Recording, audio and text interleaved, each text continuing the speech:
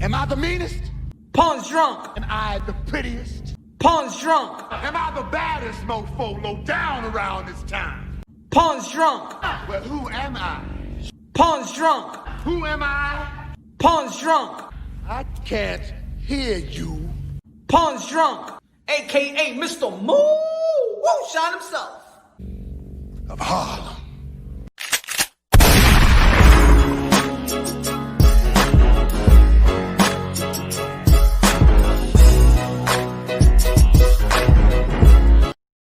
You already know this is Punch on Boxing, aka Mr. Moo. Shot himself. Good morning, good afternoon, good evening, wherever you at this side of heaven. God bless you all. Señoras y señoras.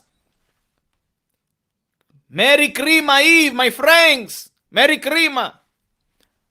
Abre los regalos. Y'all already know the kids all asleep, waiting for the morning and stuff like that. I just feel like talking about boxing, man. I just feel like talking about El Santa Claus of 2020. El Santa Claus.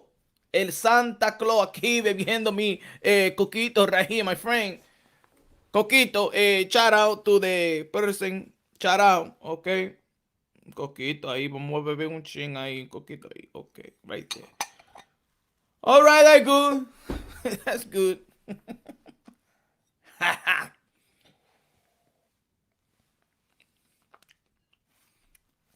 Coquito good. Coquito good. Dímelo Cinnamon was good. SSB was good. Prime Fighting Champion was good. He just drinking a little coquito, you know. Holiday, my friend.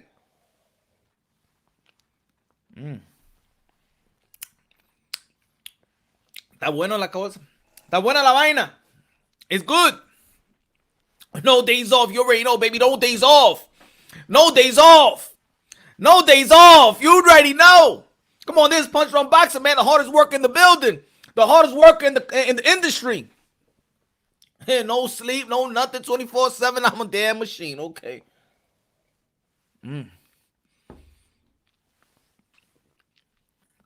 So, you know, people going to be spending with their family and things of that nature. All good. I hope everybody doing good. All the families. All the kiddos, man. If they got their present, y'all open it up already. It's 12 o'clock.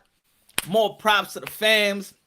And y'all know family that actually does do it in the morning. And the parents are still wrapping it up. And y'all chilling with Punch on Boxing. Y'all already know good looking out. Luca was good. Bobby, 6 in the building was good. Yo.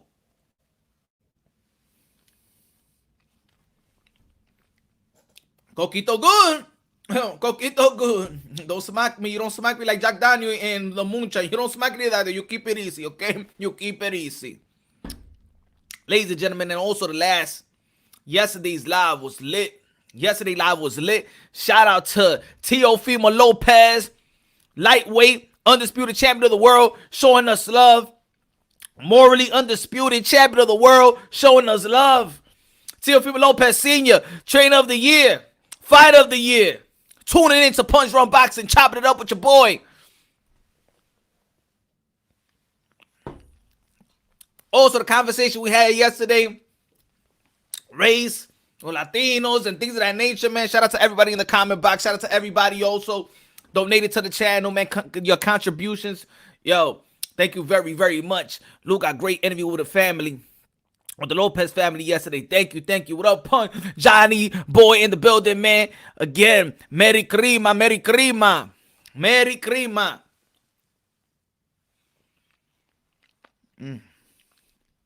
Es coquito good. El coquito está bueno.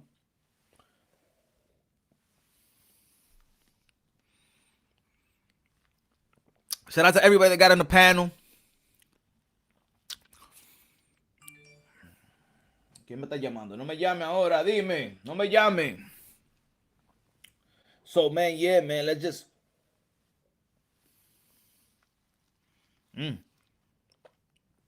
I expect people, you know, be with their family and things of that nature, but y'all also my family out here, you feel me? So I got to celebrate, you know, Christmas Eve with my family out there, you feel me? I got to celebrate Christmas Eve with my family. Y'all my family, you feel me? So... y'all see the title, see the thumbnail. And we're talking about, we're talking about the holidays. We're thinking about, togetherness, and you're thinking about gifts, and of course, and you're feeling the spirit. You're thinking about the Santa Claus and things of that nature. What's good? What's your favorite holiday food? The same thing I eat almost every day. Just cook it a little bit better. Just cook it better, add more stuff, probably. I don't know. My holiday food, like what I wait for, like when I come up with family and stuff like that, I can't wait to eat my mom's potato salad. Put it that way. Mom's potato salad is very good. Also, shout out to Bill Haney yesterday, man. Shout out to Bill Haney. Shout out to Bill Haney right after the interview, man. It was lit yesterday, y'all. It was lit. It was lit. It was epic. It was massive.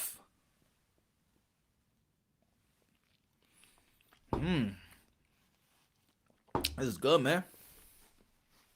It's good.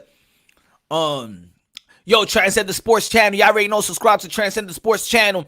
Subscribe to Johnny Fights Palace. Was good. Yo, yeah, man. I like the potato salad, man. The macaroni salad with the tuna and all that stuff. Also, I don't like pork. Don't eat pork, but I do miss eating the pork on the holidays. I feel like that. When they do the pork, I gotta, sneak and eat the little porky, you feel me? What else? What else I like?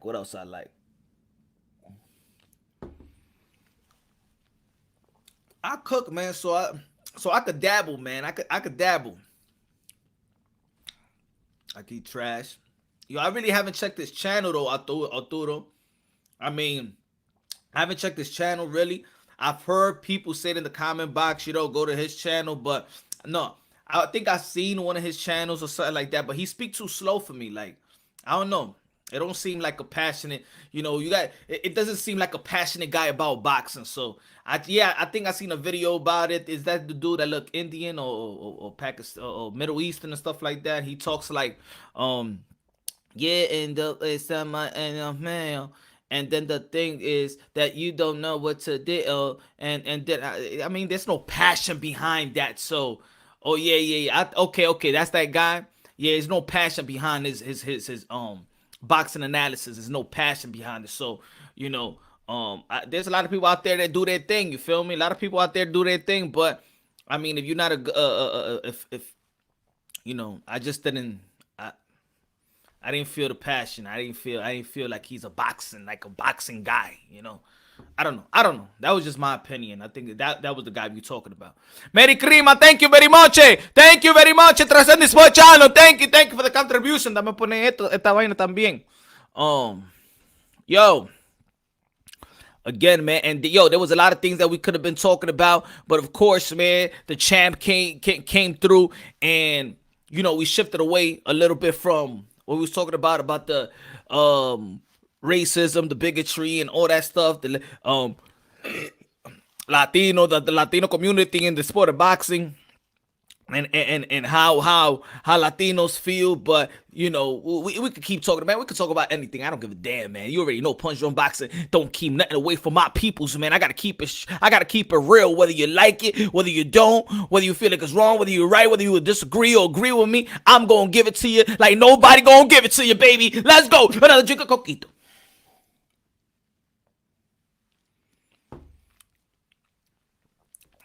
Shout out to the modern day warriors, modern day gladiators. They put their life on the line for pure entertainment. Shout out to the people out there that was disagreeing and stuff like that and trying to diss your boy Punch Drunk. Good looking out for the dude that tried to make a video of your boy. It's all right. It's all good. The panel is always going to be open for anybody. But thank you. Thank you for the video, my friend. Yes, I checked it out. Thank you, my brother. Thank you for making a video of your boy Punch Drunk. Just more looks my way, my brother. Thank you very much, my brother. Hey, you stinky motherfucker. Hey, palomazo.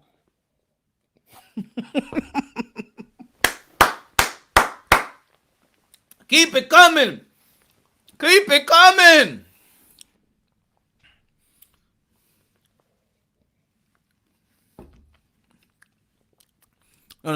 Shout out to Blue for coming through too. Shout out to Blue for coming through. I mean, we have mutual respect for one another. We agree. We disagree. We disagree on things, but at the end of the day, man, If we talk about boxing and we agree or disagree, and we come and have a great dialogue like mature men, like mature grown men. You know what I'm saying? So shout out to Blue. Shout out to Blue. Hope him and his family doing well and having a good Christmas Eve. Shout out to Blue, man, and his family, wife and kids, and things of that nature, man. It was a good dialogue. We probably gonna have a part 2. If of course, if we want to show, want to come through, man. You already know, man. The lane is always open. The panel is always open, man. It's not. I'm not. Yo, just because there might be, and with anybody in the YTBC, there might be some type of disagreements and things of that nature. My panel was open. I'm not like other channels that like to time out people, block people, don't want to put them in the panel because they scared to be challenged. That's why the panel was open. The panel was open. They wanted to challenge my stance on things. They wanted to challenge my stance on things. I give it the opportunity. We're gonna be respectful. So yeah, man. Shout out to Blue. It was a great dialogue. Blue Blood Boxing. If you like Blue Blood Boxing, subscribe to Blue Blood. You know what I'm saying? So shout out to the man, and shout out to everybody out there. Let me tell y'all, now that we go into the end of the year, just let me reintroduce myself to the people out there. If you're new to the channel, let me reintroduce myself, my family. So I created this channel because yes, I got tired of looking at other channels that popped up, and I'm trying to look at what's going on in the sport of boxing when your boy is just, you know what I'm saying, like want to go to the YouTube circuit or whatever, right? And I was just getting tired of the narratives and the narratives being pushed, and narratives, and we ain't talking about boxing. We're not talking about lifting the sport, and the fighters and things of that nature. And I said, you know what, man, I could talk boxing. I don't need this narrative thing. So you know what? I did my own channel, and this is what it is. This is what I learned in life. The older I get, you push your egos to the side. You are content who you are. You're not insecure who you are. You're strong and believe, and you have morals and principle, and you stand by them. What's good? Woke is in the building. What's good? Rob in the building. What's good? You stand by them, and I'm open, always open for me to educate and for me to get educated, for me to enlighten, and also humble enough for me to be enlightened. I didn't come to the YouTube circuit to debate. I didn't come to the YouTube circuit to be the best debater and go to every channel and be the best debater and beat them everybody. And even if I don't agree, even if I do agree with somebody and somebody says something, I need to debate them on because I just want to be a debater. No. I'm not here for first. I'm not a first take. I'm not here to be undisputed. I'm not here to be Skip. I'm not here to be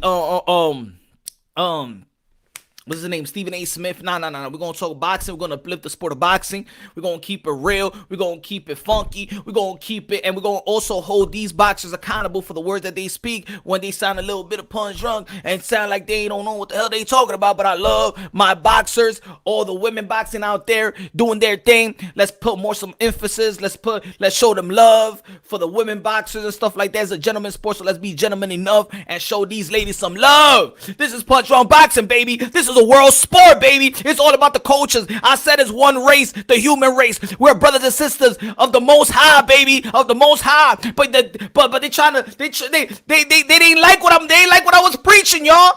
For almost 2 years, the people ain't like what I was preaching. They ain't like that one race. No, they'll back. Yo, no, punch, no. You gotta understand that there's some struggles and stuff like that. They don't want to be. People ain't want to be one. People ain't want to be one. People ain't want to be one, man. Yo, D-Style Boxing in the building. What's good, man? Good looking now. Great year, hand punch. Keep it up. Yes, sir. Bobby, what's good?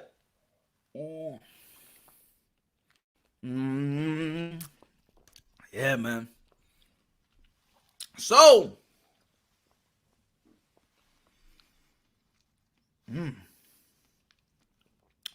that's good. Está buena la vaina.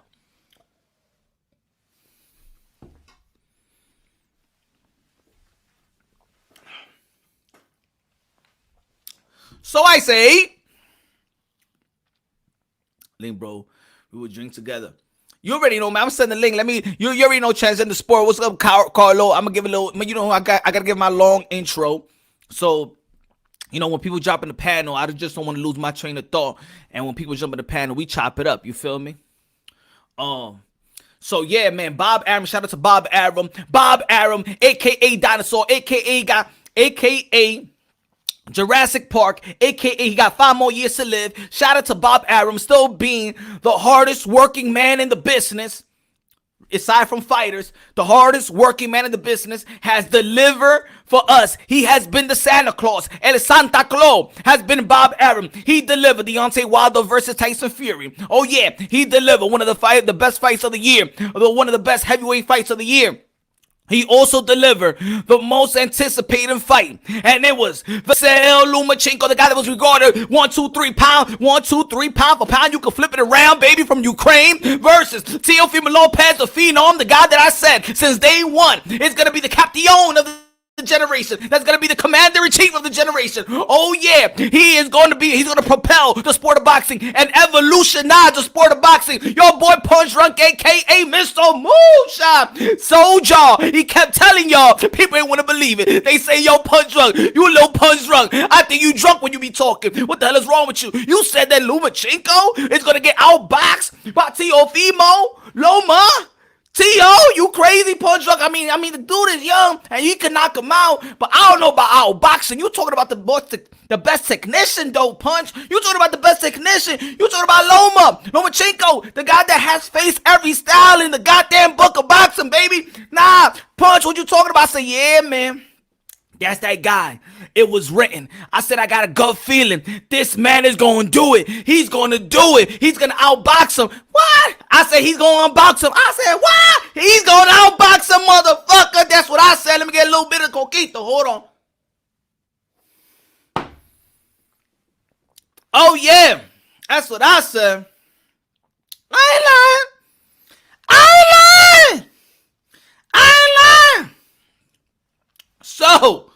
So, October 17th came through. Teofimo proved the whole world wrong. Damn it, he proved the whole world wrong. What did he do? He outboxed him. He neutralized Lomachenko. He didn't even want to throw a punch. Shit. Fighter. He became King Teofimo. All the straps, all the gold. Oh yeah, like I told you. Yes sir, yes sirree. WBC, WBA, IBF, W motherfucking O. With the Ring Magazine lineal champion. You beat the man, you become the man. Woo! Like Ric Flair. Oh yeah. Oh yeah. Let me get a little coquito. All right.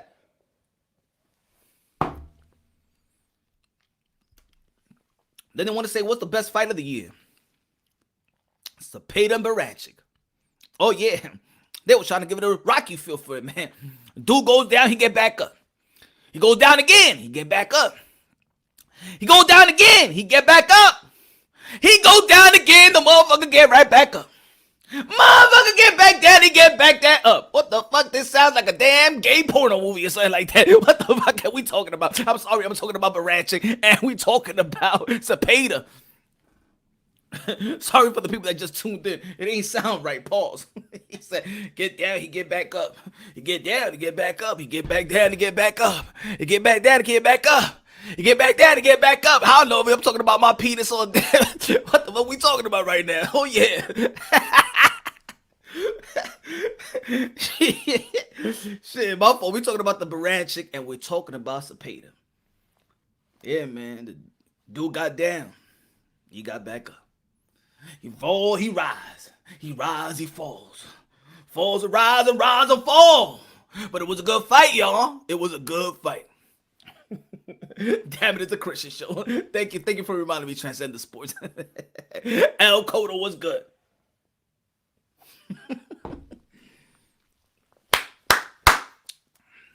So,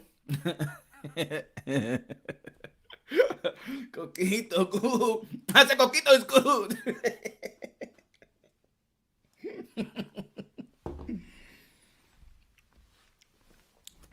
So Peter Barrage. You drink a coquito, me, yes, me. Alejandro Cruz, yes, mira. El coquito right here. El coquito right there.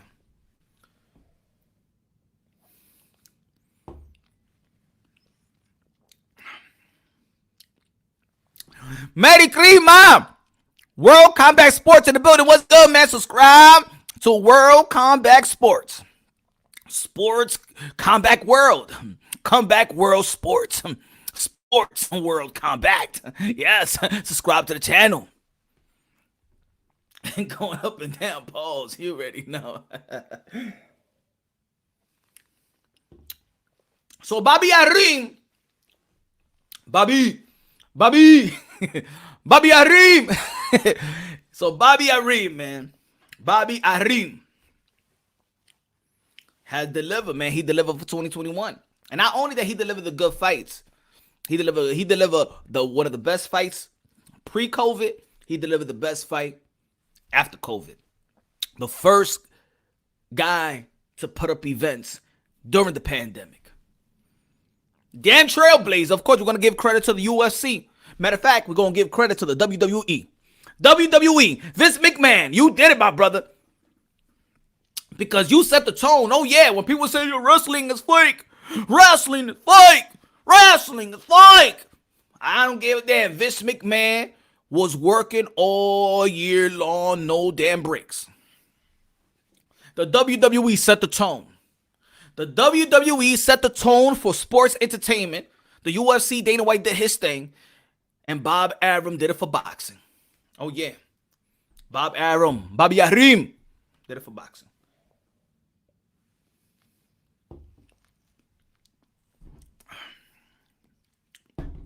It's coquito good. It's coquito good. She should saw this. She should saw this.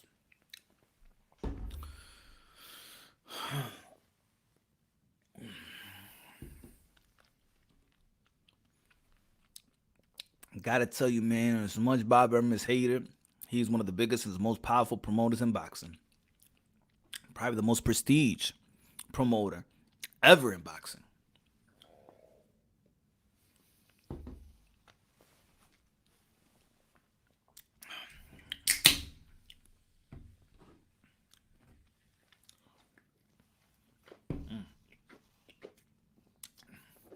Watch this thing down.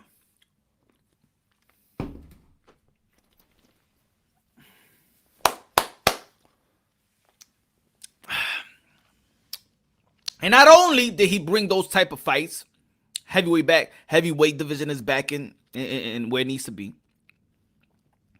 Bringing that lightweight. We've seen Jose Ramirez also versus who he fought? Victor Postal. That was a good fight. Also, he's unleashed Anderson, the new big baby. Probably the most promising future heavyweight fighter of the world.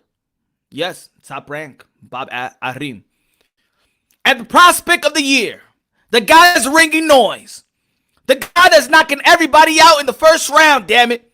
16-0, 16 KOs, 16-0, 16 KOs from Brooklyn, New York.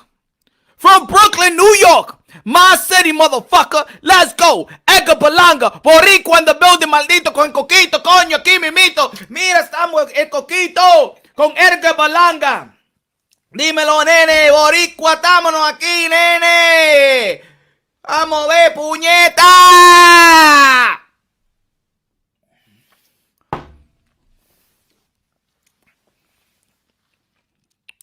Shout out also to Shakur Stevenson. I'm telling you like this. Bobby Arum is doing his thing. Official in the building. What's good?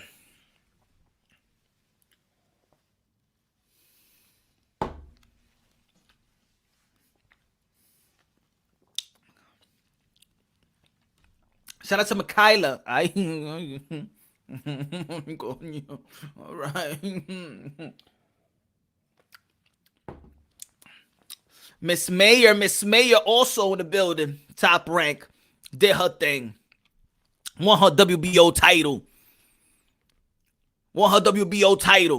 It was a big year for Bobby Arum. It was a big year. He came through the sport of boxing, man. We love the sport of boxing, man. Bobby Arum came through, set the tone in the sport of boxing. He brought us the fight of the year. He brought us fighter of the year. He brought us a lady, a woman became champion, Olympian, mayor. I know there's more fights out there. Tom Brackett, the best promotional company. 2020, they took over. And I said in 2019, even pre-COVID, I said that 2020 will be the year of ESPN. It will be the year of ESPN. And New York would have been lit, man. Because I remember, man, I was going to go to all these fights. In March, it was supposed to be Shakur Stevenson. The next week, it was supposed to be St. Patrick's Day. It was going to be Michael Conlan, right? And then May 30th. No, April 25th, bro. No, but that was going to be in Vegas. April 25th. Oh, my fault. Also, he brought up Naoya Inoue. Naoya Inoue versus Jason Maloney. Another good fight. And damn, it would have been even better. April 25th was going to be Jung Rio Casimero versus Inoue. But damn, man, I would have loved that fight.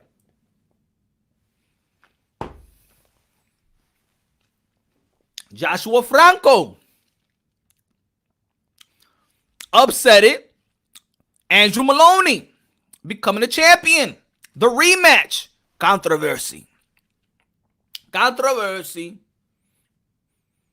April 25th, my birthday. Oh, so yo, we're going to be celebrating, Johnny. Because April 25th, I told if anybody get in my way of seeing Naoya Inoue versus Jungriel Casimero. That was supposed to be April 25th, Johnny. It's going to be, yes, my friend. Coquito, my friend. Damn, I'm drinking this too quick, man. I got to save it. Let me save it.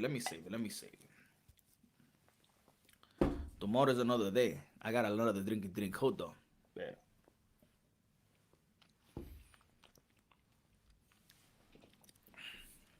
Let's not forget Navarrete. Yes, another great fight. Yo, I'm telling you, man. He came through.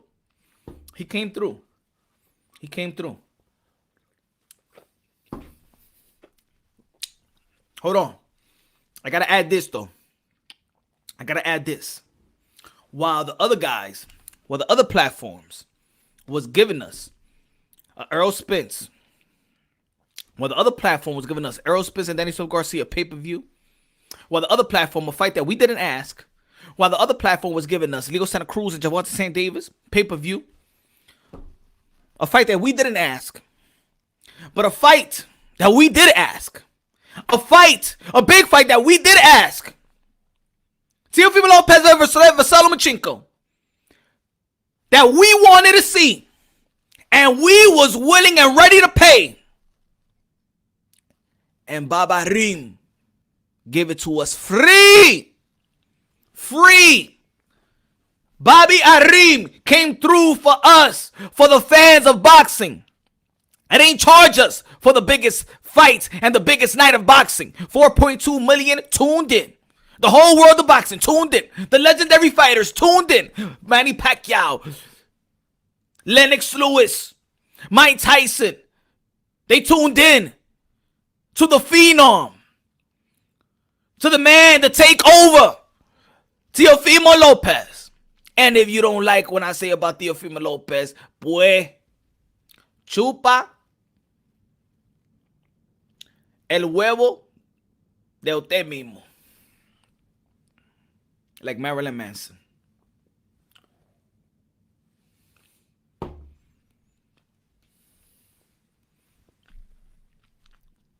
Oh, yeah, that's coming later, too.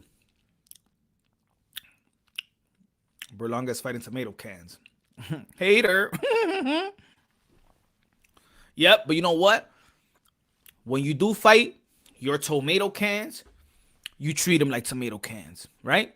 And that's what Edgar Berlanga does. The difference between Edgar Berlanga is when he's in the ring with a guy that you may feel shouldn't be in the ring with him, he makes sure that you're not supposed to be in the ring with him. Not go a whole 12 rounds or 10 or go to a decision, right? Right? He knocks the motherfuckers out. Well, you want him to go 10 to show you that he could go rounds, huh?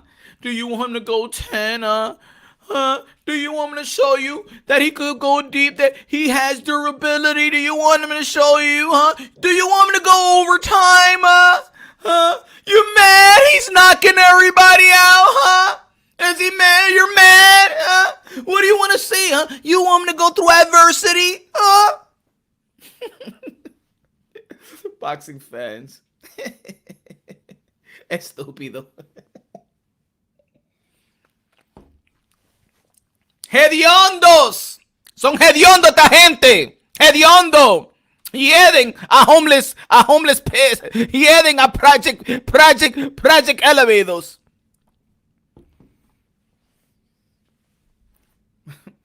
Tu hiede. You mad. You're mad. You're mad. And the more he's gonna knock people out, you're gonna get mad. But you ain't fighting nobody. You're not fighting nobody. But what? Could he do that to David Benavidez? How much you wanna bet? He don't do that to David Benavidez. How much you wanna bet? He don't do it. He don't do it to Charlo. He don't do it to Charlo. Right?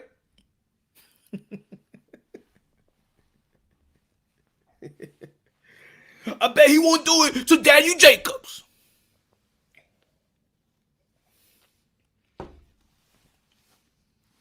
I bet he don't do it to Caleb Plant. You're not gonna boom. Virgil T, the best prospect. Virgil T's very good. Samuel Vargas, that was a good win.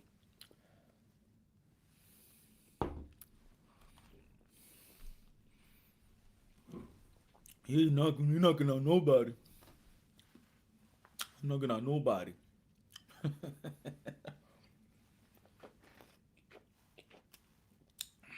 He's knocking out dudes that never been knocked out.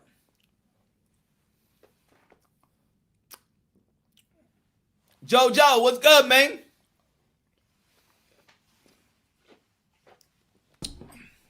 They mad. They mad. They mad. They mad.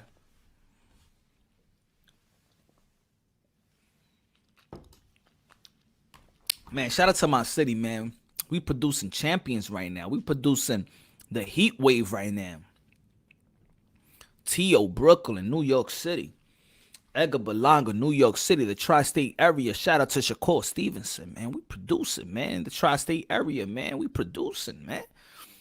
We producing future stars, man. We producing future stars. Amanda Serrano, 7th Division World Champion, baby. The knockout queen of boxing. We producing out here. We producing out here. Salute, New York. Edward, you already know. Everybody in the tri-state area, y'all already know. Jersey, Connecticut, all the boroughs, all the counties, y'all already know, man. Shout out to Wash Heights in the building. Wash Heights in the building. Let's go. Harlem in the building.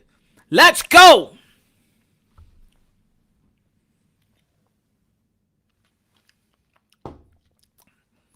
Shout out to my homies Dipset, back together, back in the groove of things. Let's go. And the only thing we need to get going. Shout out to the New York Yankees. Shout out to the New York Yankees, but you know I'm a Cleveland Indian fan though.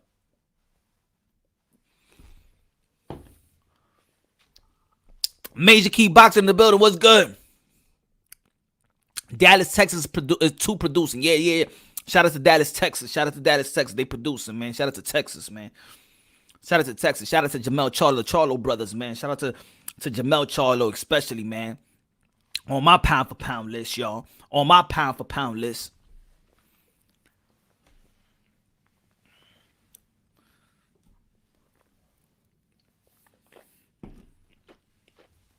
He said, shout out to the Chicago White Sox. Hell no, man, Johnny. I ain't trying out no damn Chicago White Sox. I ain't trying to have no damn White Sox, Johnny. Not that gay ball that Cubs fans attend to. Boys Town. Boys Town. Wrigleyville. Yeah, man. Suspect out there.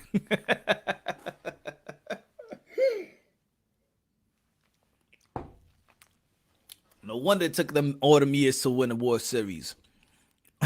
Them batter in the dudes in the dudes in the game, the players wasn't even comfortable and shit like that. They like, throw that hard ball. Throw that hard ball down the pipe. Yeah, right? Right? Anybody been to a Cubs game, Chicago? Throw that hard ball down the pipe and throw it real hard. Coquito, coquito.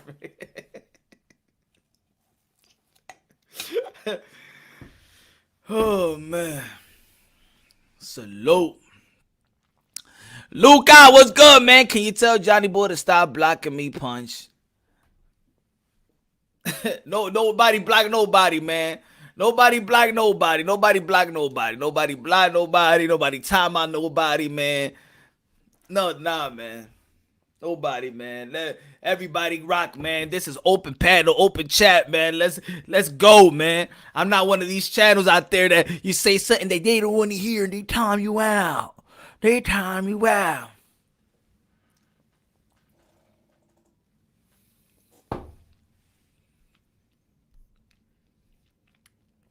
Again, Merry Christmas to everybody.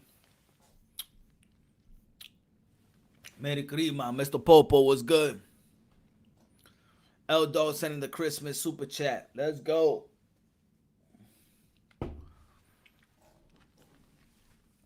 So yeah, man.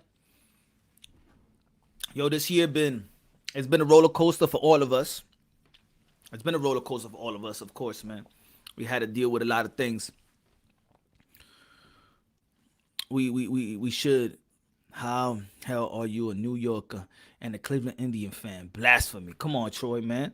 I'm a Kenny Lofton fan, man. Grew up Kenny Lofton fan. Y'all already know, man. Arizona, number 10. I still wear number 10. Play collegiate ball.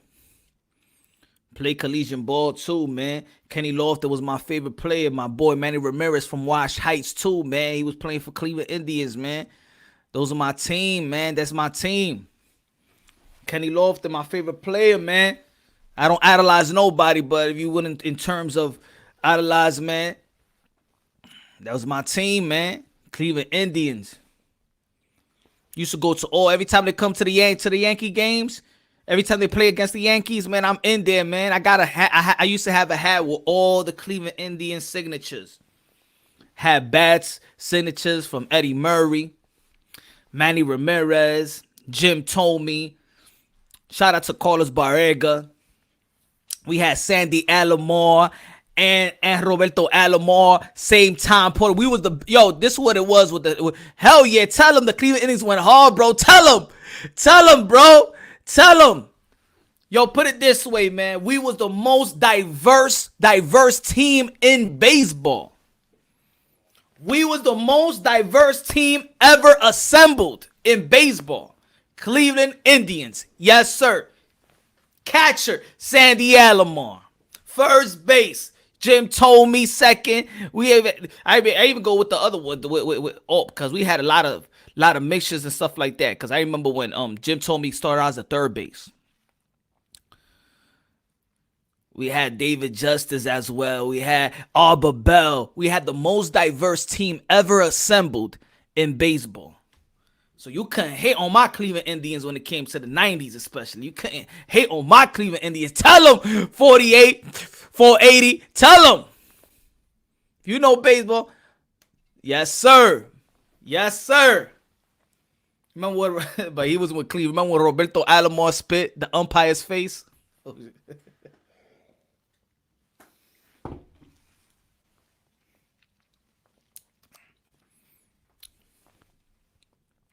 Paul Sorrento. The only thing I hate about my Cleveland Indians, we had the best farm system and we kept trading them. The only thing also, every time they was free agents, we wasn't paying. That's why Manny left. That's why everybody was leaving, because we just didn't want to pay them. We developed a farm system. You know what I was mad at? That we had the best farm system and we was giving all our pitchers to fucking to the Yankees. We had Jared Wright, a farm. Remember? Jared Wright, Bartolo Colon. These was rookies, man. We was doing our thing in the playoffs with a bunch of rookie starters. Don't forget that, man. And fucking Jose Mesa, man, messed up my damn dream, and I couldn't even go to school, man, the next day. Jose Mesa, man. We should have had a title versus the Marlins. We should have had a title versus the damn, man, yo. Versus the damn Cubs, man. We had a title since 1948.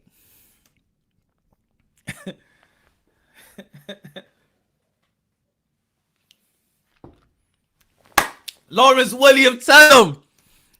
Omar Vizquel, the best defensive shortstop ever. I don't give a damn what anybody say. Shout out to Ozzie Smith. But Omar Vizquel was the best shortstop I ever seen with these two eyes, bro. Live. It's not my call. Yo. That my call.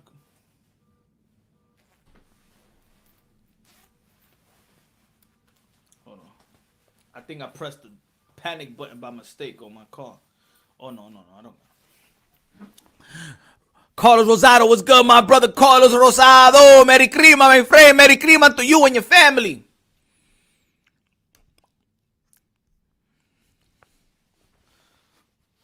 Omar Vizquel, that's all. Lawrence Williams know his shit. Lawrence Williams know his. Oh, hold on. Let me put it right. Lawrence Williams know his shit. Omar Vizquel, the best defensive shortstops ever. You ever seen Omar Vizquel a ground ball?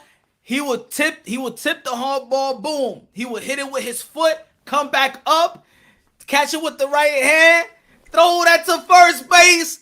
Nobody seen that. You crazy. Carlos Viga was the man. But shout out to Ozzie Smith, man. Ozzie Smith paid away.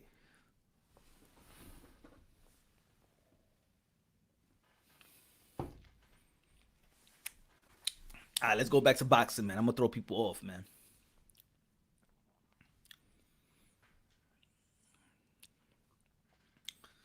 We got all the gangsters, Cubans, Dominicans now punched. New York fell off, homie. What, in terms of baseball?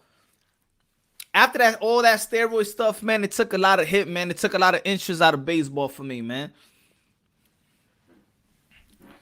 Everybody was on that stuff, man. 80% of pitchers was on that stuff, so I didn't even care what the batters was doing it. Because all the pitchers got caught.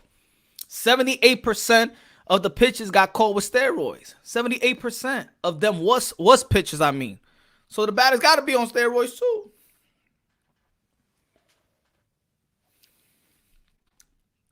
I mean, I follow the Yankees, but Cleveland Indians, that's my heart.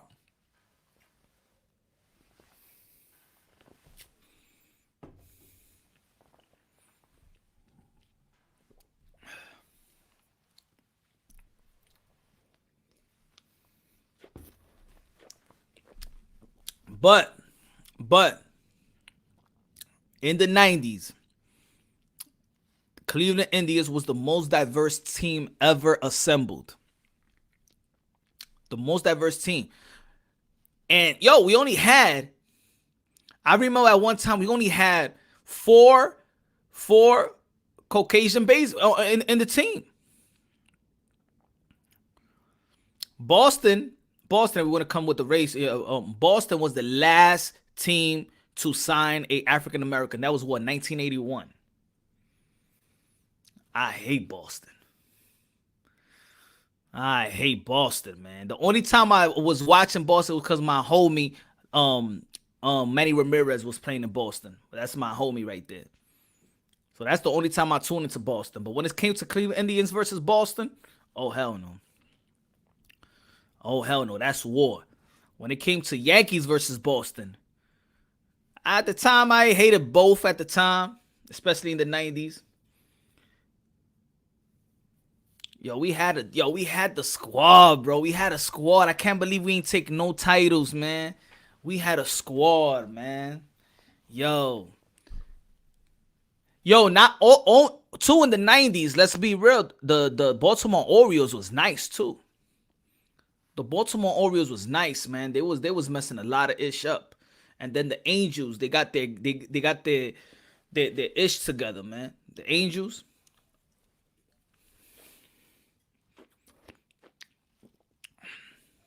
But man, those are the times. Those are the best time in baseball, man. Steroids messed up that home momentum stuff. And the Seattle Mariners, oh man. Yeah, man. And I was in the National League. In the National League, my favorite team, I used to love the Houston. Because one of my favorite players as well was Craig Biggio. Jeff Bagwell was one of the mans. I used to like Jeff Bagwell, Craig Biggio.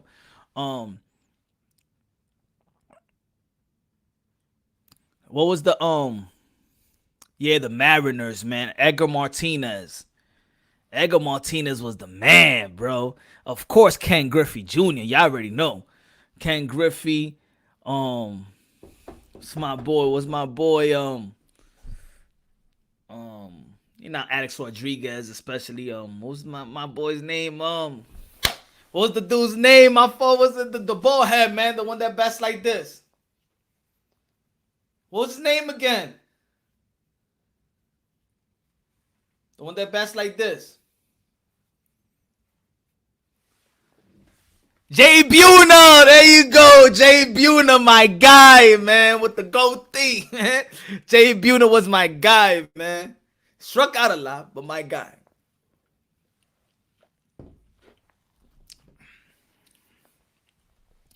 But you know who I admire, though, as a pitcher? You know who I admire, though? Like, you can't get this dude. Yeah, Randy Johnson. That's when he was a closer, man. When he was a closer, he was a wild man. Randy Johnson. 6'10", throwing that 90, that 100 miles per hour, bro. It's like he's already in the mound. So that shit is he's already in the mound. So he's already in the mound, and it's like a dude just throwing darts at you like from the sky. Throw them sliders. Nah, you know who you couldn't strike out. You couldn't strike out, bro.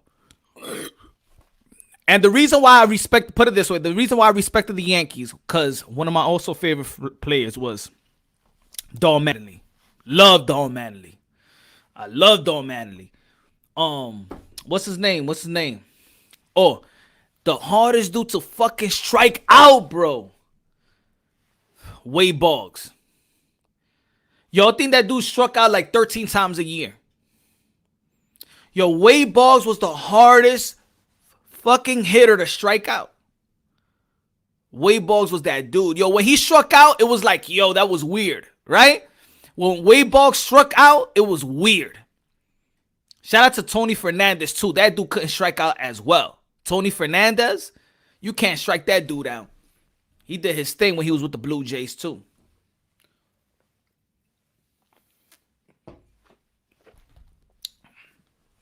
Then don't make me get a baseball channel up in here, man. Don't make me start a punch drunk baseball channel up in here. Yeah, damn, punch. That was my two favorite players, Boggs and Mattingly. Jose Canseco was a wild guy, man. He struck out a lot though. It's either he hit the ball or he strikes out. Either he hits the ball or he strikes out. Either he hits a home run or he strikes out. Sammy Sosa was the same way. Either he struck out or hit a home run.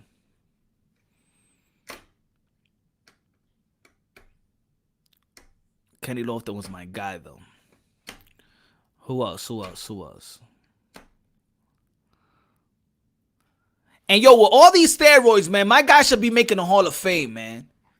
Kenny Lofton, with all these guys with steroids and the guy that was clean, Kenny Lofton should be making the Hall of Fame, damn it.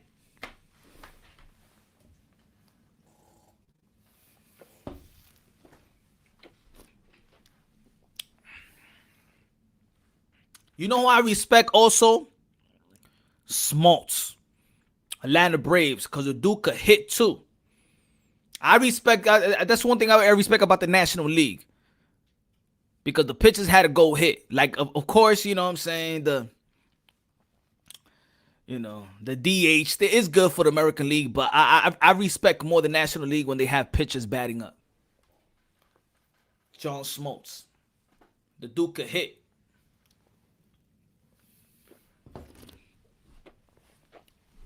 He could hit. Y'all remember Matt Williams? He was nice. Matt Williams was nice. The Iron. What about the Iron Man?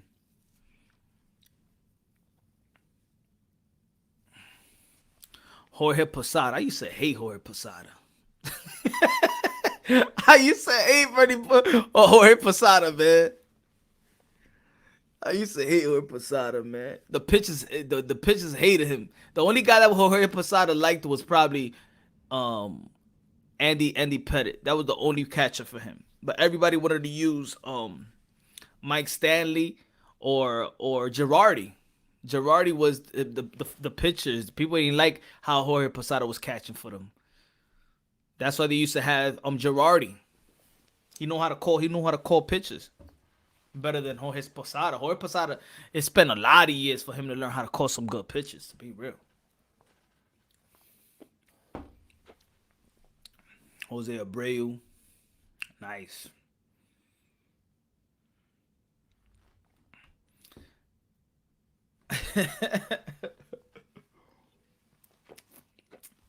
What about before Sammy Sosa, what about O. Henry? O. Henry.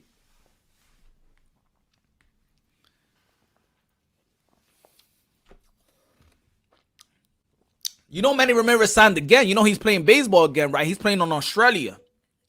Manny Ramirez is signed a professional contract. He's playing pro in Australia.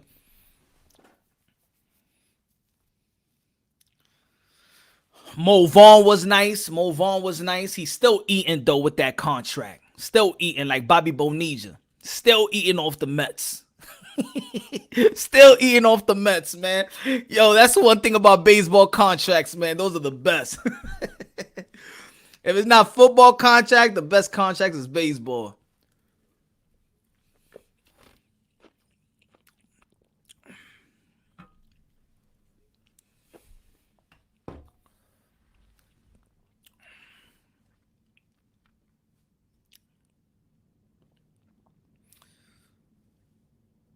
Yeah, I liked the Dodgers also when Manny went over there, man.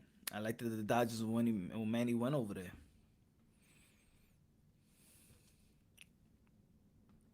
Who else was nice? Deion Sanders, when he came back, when he's playing with Cincinnati, he was doing his thing too.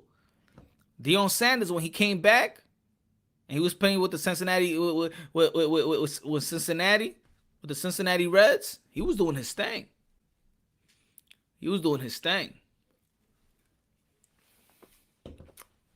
Don't forget about Bo Jackson too, man. What's the NY relief pitchers when to strike people out?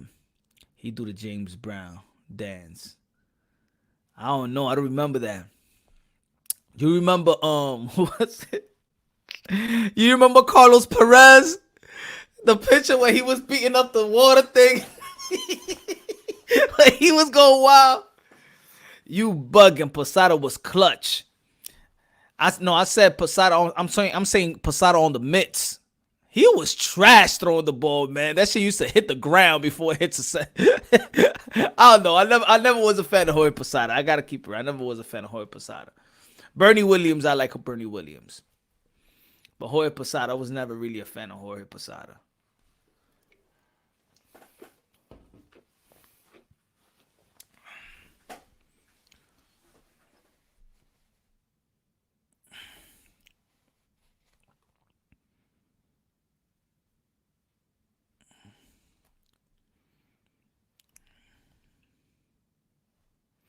Question to the chat: what would y'all rather take on? Uppercut from Mike Tyson or a head kick from Crow Cop?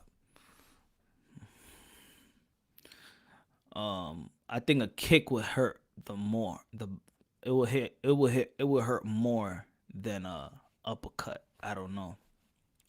Bernie is a Grammy Award winning guitarist. Yes, sir.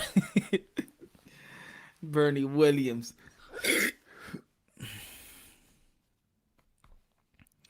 Bo Jackson was that guy too, man. Y'all remember the cartoon with Bo Jackson, Michael Jordan, and Wayne Gretzky? People forget how special Bo Jackson was, man. People forget how special Bo Jackson was. One of a kind athlete, man. And this is why athletes back then, I think, was like better, man. I don't know, man. All this science shit don't do shit for these athletes, in my opinion. You had Bo Jackson, Deion Sanders, man. And you had a lot of these pure athletes playing Division I baseball and basketball or football. Ken Griffey Jr. was playing ball. Kenny Lofton was playing ball. Arizona. Who else?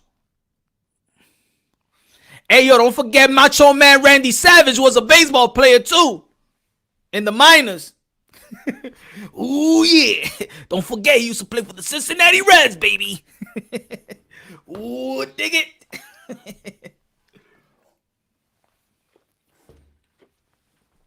Yeah, I think so too. The best athletes is the 80s. I think so too. I think that was the evolution, bro. I think that was the evolution. All this science stuff came about. I think that was the best natural. The 80s was the best, the elite, the best epic. Yeah, I think so. I agree with that.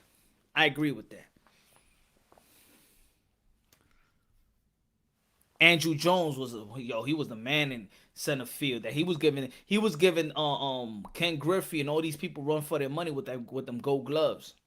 What's good, low blow boxing? What's good, man? We just started talking about baseball here, man. We just started talking about baseball.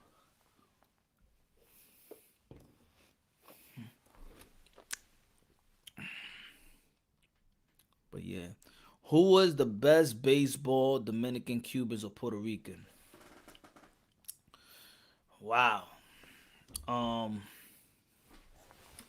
That's tough.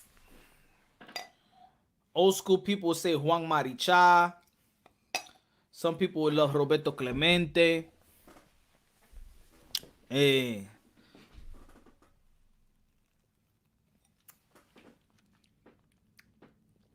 That's a good question, though. Who's the best Cuban baseball player, y'all think?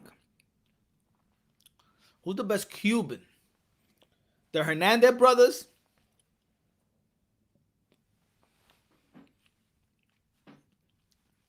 When they came out, man, they came out flaming, bro. They came out flaming. The Hernandez brothers.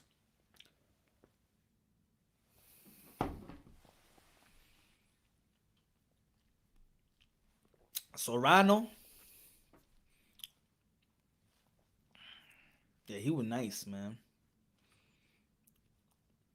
A voted the best all-around Dominican player, best pitcher, Pedro Martinez.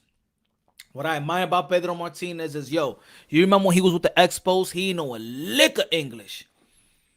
And he learned, bro. He learned. Now that he went from not knowing a lick of English in his 20s, yo.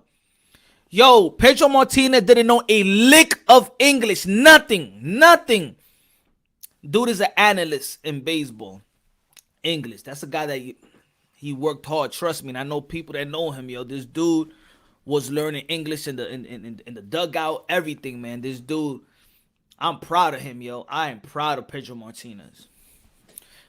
Ken Griffey was the sweetest swing ever my time. Yep, Carlos, his swing and the damn name. Coño, what's his name, man? Rodriguez. What's his name? His and what's his name? The other guy. Damn, what's his name, yo?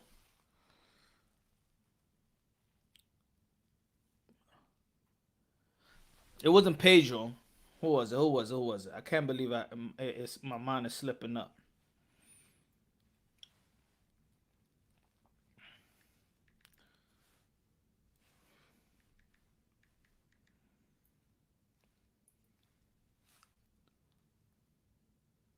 Oh, Barry Bonds too.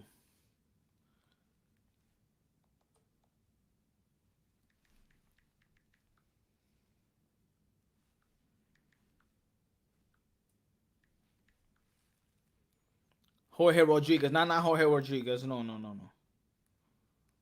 What the hell is his name, man?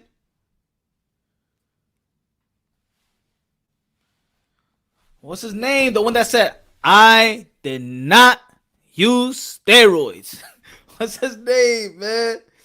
Coño.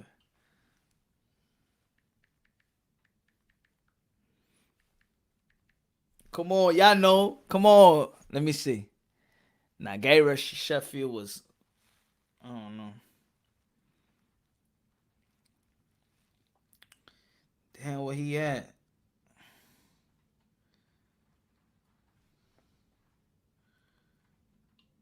What the hell, man? Where he at? Hold on. Okay.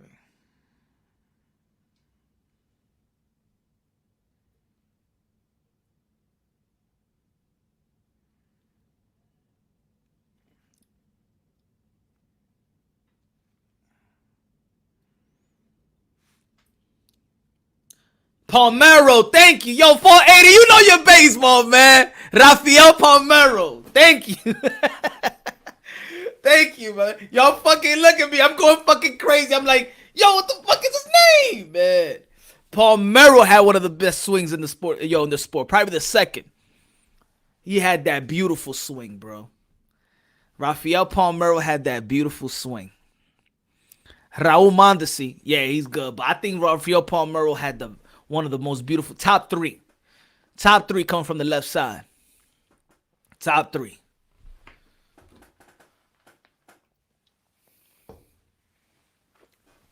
You agree, 480? Rafael Palmeiro. Strawberry was so coked up, he simply sat down and never got up.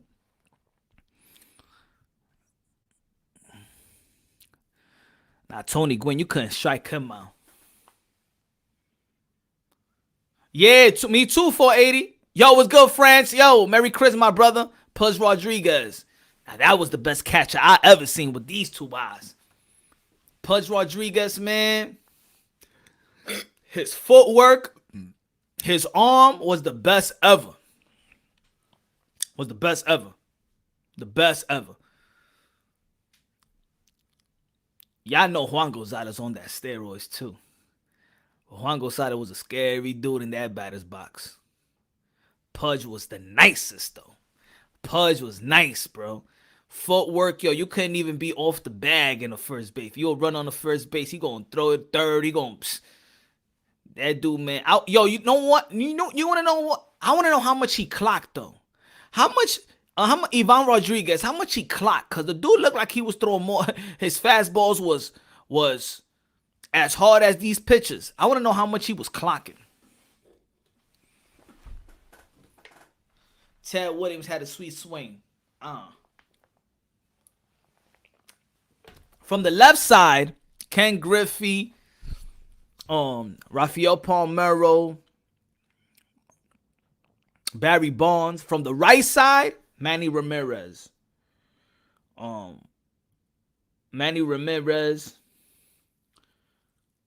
Pujols. Don't forget Edgar Martinez too, man. Edgar Martinez had a good swing, bro. Edgar Martinez was the man. Yeah, Manny would, man. Manny Ramirez is the man, bro.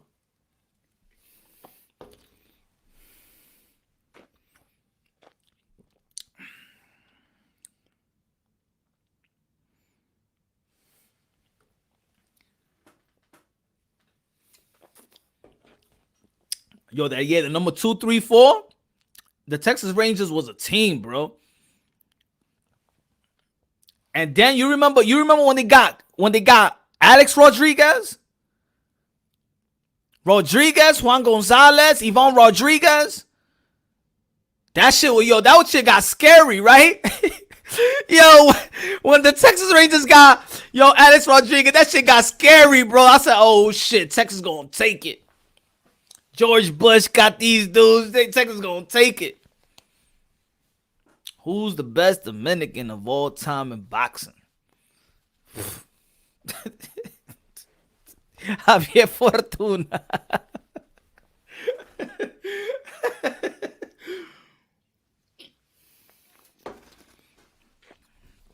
Oh, Dave Justice. Yeah, he had a nice swing too, man. Fernando Venezuela. Yeah, the pitcher. Yo, whatever happened to the Mexican baseball players, though? Vinny Castillo was nice, too. Vinny Castillo was nice.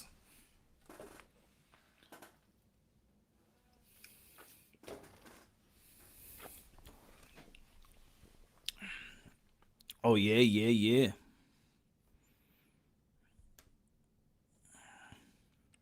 Ya. We're talking too much baseball. Ya, este es un boxing channel. ¿Qué está pasando aquí, Ya, con la pelota, ya con la pelota, ya. ¿Qué? Vamos a hablar de boxeo, Nuevo boxeo, este canal. Coño, man. Vamos a hablar de boxeo. He got carried away. We got carried away with the baseball, man. Yo, let's recap on yesterday, man. Let's recap on yesterday. Yesterday is coming.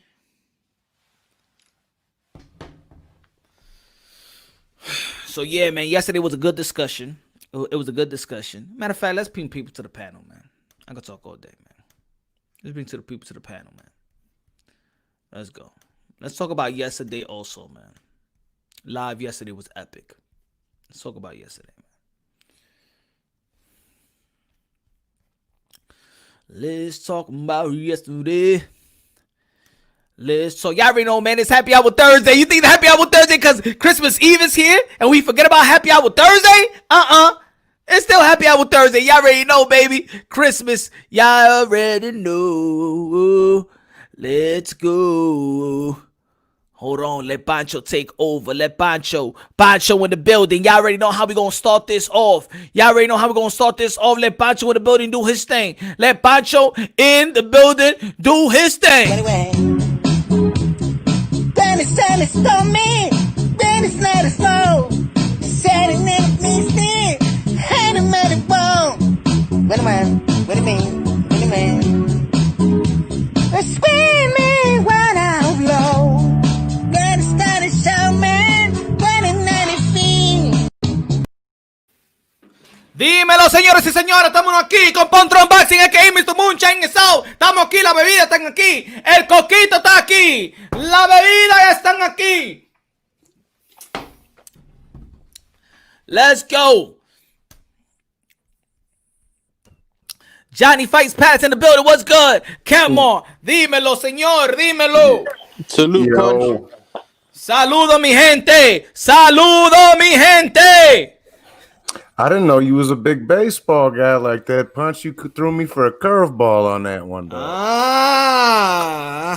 Man, I'm multitasking, my brother. Come on, man. Yeah, fucking. Yeah, but I'm more like a like 90s 2000, man. I think for me, baseball got like I don't follow it as much as now. That's why I used to call myself the Peter Gammons of baseball, man. Yeah. I used to call myself, Peter Gammons, man. I used to call myself the Peter Gammons of baseball. When it comes to the 90s and 2000, I couldn't go a day. That's how I used to be with football too, bro. I used to be the same way with football and boxing and baseball. Well, see, I'd always be paying. I always play super close attention when the Sox is doing good. If they ain't doing so good, then I ain't be paying as much attention. You know what I'm saying? So, yeah, that's how I feel about my Knicks right now. Yeah, with football, quarterbacks can't get hit no more. That's how it pretty much is right now. Yeah, it's two-hand touch. It's rough touch. Football is rough touch right now. Yeah, that's facts. Yeah, bro, you fought in the guy's direction, bro. It's pass interference. Yeah, man, it's too many flags, man. That shit got boring. It shit got soft. It's watered down. They be throwing flags like when they shouldn't throw, like fourth quarter. Like look at matter of fact, look at that game in college football, the Florida game before we saw the telecast, and they penalized the dude that cost him the game. Come on, ref, come on, cause he threw a shoe. Come on, man. Yeah, bro, it's shitty too because there was some real because like my cousins all went to college for football and yeah, man, we all played football, dog. We all played football or did karate or boxed. That was our shit. Put it this way, man. Football in the hood is more dangerous than NFL. We play tackle football without no gear. Oh, Nothing. bro, dude, we used to fucking. Dude, people would be leaving the games with broken eardrums and fucking collarbone, dude. Exactly. You just wear like 3 pieces of sweater, 3 sweaters and a hoodie with the windbreakers or whatever. Put the knee pads and stuff like that. Like, yo, football in the hood is way tougher than the NFL. Yeah, Melvin Gordon, dog. Melvin Gordon, the kid who's running back on the Chargers right now. We used to play football at the park with that kid when we were younger, but little motherfucker. Yeah, my favorite football player was Barry Sanders, man. Yeah, he would always crush my Raiders, bro. Like, he was a problem. Who, Melvin Gordon? Yeah. Oh yeah, dude. I went to high school with him, homie. Yeah, Now he's played for the Broncos, I think. Or is it the Broncos? It's somebody on the West, dog. I can't remember. Yeah, it's somebody on the West. Yeah. It's either the Chargers or Denver. Yeah, I think it is Denver. You might be right. Who's your favorite football player of all times? Oh, that's an easy one for me. Walter. Easy. Walter. What about you, Kemo? I like Drew Brees. I don't know. Something about him. I'll say Walter for offense, and it's either Lawrence Taylor or Ed Reed on defense, dog. To me, Lawrence, because all the old timers over here, they'll say Dick Butkus is the best fucking linebacker of all, because they're old fucking dudes from the Shy, and I'm like, man, Lawrence Taylor's the GOAT, dog. Nah. Yeah, my guy was Barry Sanders and Deion Sanders. Maybe Deion Sanders because I imitated him a lot. Like when I was playing football, I just imitate Deion Sanders. Like, them baseball, them athletes when you're playing, actually you try to like imitate certain things even when they celebrate or whatever. Deion Sanders was my guy. I love Jerry Rice too, though. Jerry Rice was a G, man. Yeah. Jerry Rice was my guy also. He was that dude fucking. That's what I be telling, dude. Because I know my shit with football. I'm like, dog, look. Because people be still arguing with me with Marino and Montana. I'm like, look, bro, I'm not saying this because I'm a Miami fan, bro. I'm saying this because it is what it is. Marino was on a shit team. Montana was on a great team, and he's thrown at the best wide receiver of all time, dog. And Marino's stats smoke Joe Montana's stats, bro. For the old school. New school, different story. I like both of them. I think, they just, I mean, you could, if you would have put Marino with the 49ers and put Montana, I do still think they will be successful, though. I don't know how many chips, though, but I think they'll still be successful. Imagine if you had Marino thrown to Jerry Rice, so, bro, it'd be a wrap, dog. They'd have won 10 Super Bowls. Montana had an IQ, though. He had an IQ. IQ. He had a good D. He had a good line. Oh, he had everything. Michael Irvin. Yeah. I hated Michael Irvin, though. I couldn't stand Michael. I couldn't stand Michael Irvin, though. Nah. Fuck Michael Irvin. yeah. I couldn't stand Michael Irvin. I like him now. Now that he's not playing. Man, I'll tell you this, bro. People say what they want about Favre. Brett Favre was a tough motherfucker, dog. He wasn't one of these little girly ass quarterbacks. He's Iron Man. Yeah. And Steve Young. I can't stand Steve Young. I can't stand Steve Young. He just comes off like a toolbox to me. I can't fuck with it. Yeah. Get the monkey off my back. But yeah, man. Yo, so what y'all think about the thumbnail on the title, man? Bobby Arim is he saved. I mean, I think he was the Santa Claus of boxing this year, man. What y'all think? Yeah, I agree, bro. He gives us the fights that we want. and it wasn't even pay-per-view. True. And when it comes to PPC, like You they said went overboard PPC with like PP. I thought you said PP. my bad. No. So I understand. They went overboard with the PPC. prices, bro. Like Shit, Kelmer. $70. Shit, Kelmer. You going to the Cubs game, dog? No. Nah, bro. You know you go to the Cubs games, man. You chill. You be pre-gaming out there. Yeah. Yo, you pre-game. I can't imagine. Yo, you be pre-gaming the Cub game. Yeah, I be out there. Yeah, Wrigleyville. Yeah. What fuck Wrigley Field? Oh my god. Oh my god. I don't know how bad the rivalry is there, like out east with like the Yankees and the Mets, but like over here it's just fucking like nah. Like, nah, man.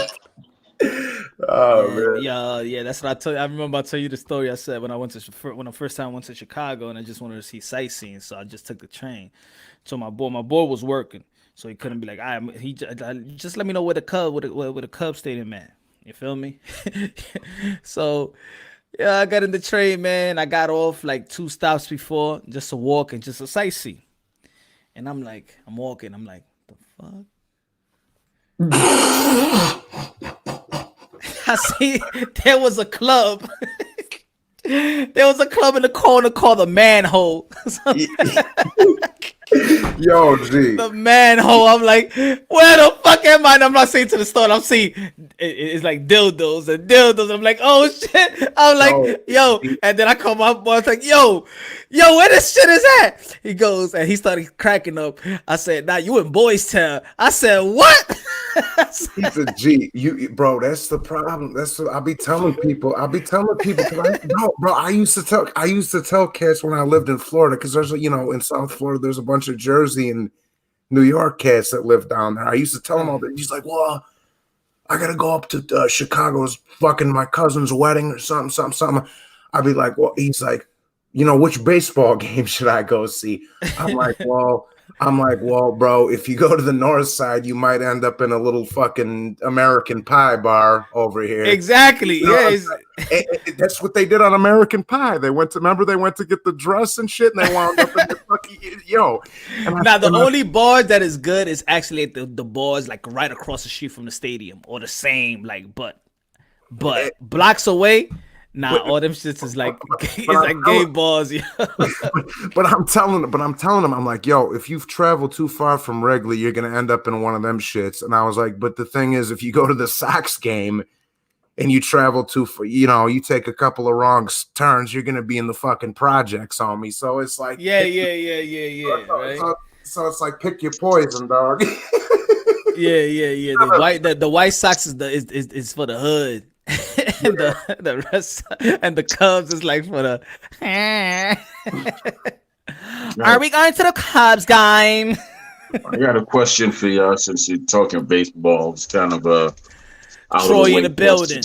What's up? Who's the only baseball player who wore pantyhose on the sideline, a fur coat, and white shoes? And also he had something to do with a character from Martin. Did he play for the Cubs, Troy? Oh, you know what, man? I'm sorry, man. I got my sports all mixed up. I'm talking football now. I'm sorry. I'm sorry. Football. Yeah. Did he play for the Cubs? That'll make me feel better. No, man. I have my sports mixed up. I'm sorry about that. Oh, Lawrence Taylor? No. Nah, it was Joe Namath. He was a pantyhose salesman. He wore a white fur coat and he had the white shoes. And you remember the character from Martin, right? His name was Jerome. He always had on white shoes. And he slide in the door. I said Jerome in the house. I said Jerome in the watch your mouth. They had white shoes. Yeah, that was from the Blue-Eyed Soul brother right there. That was from Joe Namath, man. Yeah, Joe Namath used to stay in Soho. Joe Namath was a pimp, though. That dude was... But Punch, how you gonna be an Indians fan and from New York? How you didn't know that? How you gonna be an Indians fan and from New York? How you didn't know the connection between Fat Joe, and Reggie Jackson. I told you, man. I was a Kenny Lofton fan. Kenny Lofton Yeah, was yeah. my guy. And No, Manny no, no. Ramirez is my guy. We came from the same block. Same No, but hood. you know, he used to date my sixth grade teacher, and he's actually cousins to Fat Joe. It's Reggie Jackson. Oh, okay. Reggie Jackson. Yeah. Because you know he's Puerto Rican, right? Yeah. He got some. Yeah. I found that out years later, but he would come to class with his shades on, looking mean as hell. Boy, everybody would just be in awe of him, you know. You know who got a house in Dominican Republic? Not Sammy Sosa, nah, but go ahead. Dr. J. Dr. J. That don't surprise me. Dr. J. He stays out there a lot. He got a house out there. And when did Sammy Sosa turn himself into Casper the Friendly Ghost, man? I have no respect for that. I don't know. That's some bachata singer, Anthony Santos, tried to do that shit too. Pedazo. That's his pedazo. Try to bleach his skin. Yeah, well, I never liked Sammy to begin with because he was a Cub, so he can bleach his dumb ass all himself if he wants. See, when it came to Sammy Sosa, for me, Sammy Sosa was always like a strikeout hitter. Like if it was somebody using steroid, I know for sure it was Sammy. Like Sammy just came out of nowhere. Like it's either he strikeout, hit a home run. You know, he was with the White Sox, bum, looked with the Jerry Curl and shit like that. When it came with McGuire, even though that he was using steroids his whole career, but he was always, you know, a home run hitter. Like you knew with Sammy Sosa, he started using something because this dude just went from to Zero to average. It's average to. But I got. Hey, put it this way: if we're talking about the height of baseball, it was when steroids was popping. So shit, I ain't. Everybody taking steroids now. It was fun to watch him and Mark McGuire, man, because I'm not really a baseball fan. 96 was the I'm year. not a. But Johnny. Mm-hmm. Do you remember how many times they played that video on the news of Randy Johnson killing that Dude, I blast a lot of birds up here, especially up when I'm in the boondocks in Wisconsin and shit. Oh, no, so I turn that Randy Johnson video on every once in a while to cheer myself up, you know. Yo, I think I still got them. Yo, I got a lot of baseball cards on the stash, yo. Back in mom's crib, I haven't seen it in years, but I know I got a lot of baseball. I got Nolan Ryan, I got Shaquille O'Neal rookie card. I got a lot of baseball. I got all the Perez brothers, Melito Perez, Carlos Perez. I don't even want to hear that, man, because when I joined the military, I was about 18, and I've been collecting baseball cards since I was about in third grade, and comic books, right? So, you know, I told my mom, just leave them alone, and she put some under the shed in a box. So you know what happened when it rained, right? And then years later, man, I show her the price of these baseball cards and these comic books, and she just like, man, I said, okay. You owe me a couple of $100,000, man. Yeah, man, I can't wait to go. I gave some to my son when he went to visit my mom's, and we went to the stash. Yeah, I gave him some of my basketball cards to my son. I got Nolan Ryan cards. I got what else? Yo, I got. You remember the hardest cards to get was Michael Jordan cards? I never did a basketball, man. It was all baseball for me when I was a child. So yeah. But even in baseball, it was hard to get a Don Mattingly card. It was hard to get. Who was the hardest when I was coming up? It was a pitcher. I can't remember the cat's name now. Back then, it was hard to get a Don Mattingly card. It was hard to get a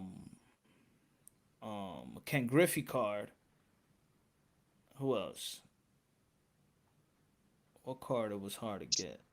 Yo, I got a Manny Ramirez card when he was the number was 68 his first year when he was coming up in the minors.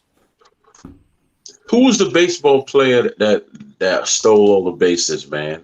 I used to like watching him play. I can't think of his name. Coleman. Who was that, Johnny? Coleman? Yeah. It was Ricky Henderson and Coleman. They used to Ricky, yes. Yeah, Shit, Ricky yeah, I Henderson. was gonna and say Kobe. that's over my head, bro. You And gotta that's why remember, for me, baseball is different because in my era, these dudes were stealing bases. Now in this era, if you steal like 30, 40 bases, that's a lot. Like I'm coming from the era where people were stealing 100 plus. who's that little? I can't think of that little fast motherfucker on the White Sox nowadays. I think that was the only guy that got away with the steroids, Ricky Henderson. He got away. Yeah, I was- You know why? You know why the other dudes got caught though? Because I do believe that everybody uses they use steroids, but once you go to the black market, that's the guys that get caught. Yeah, but I always ask this question: if you suck at a sport, right? And I'm saying it for any sport, and you take steroids, right? Yeah. Is it going to make you great at that sport? Nah. I don't think I don't think that they use steroid. Well, I think some certain use to enhance it, but a lot of these guys use it to stay healthy throughout a whole baseball season. Like, come on, playing and let's say in basketball, I know they use steroids too. But they use that the shit that they supply them with. Yo. Let's say your body is not normal for your body to play 82 games and then go fuck and have orgies. It ain't normal for your body, but go ahead. And that shit ain't normal for nobody's body, dog. Bro. So you think LeBron's on steroids? The man, but real quick, Kilmer, bro. Like, dog, 162 games, bro. That's gonna strain the shit out your shit, man. Like, yeah, man, it's 125, isn't it for the season, Johnny? You say what, Troy? No, I'm saying for the season, right? Is 125 in baseball, right? It's 162. Really? Yeah. Oh hell no. Yeah. So yeah, but this year it was 60. Well, yeah, that's because of COVID, though, bro. That's a one-off, though. Yeah.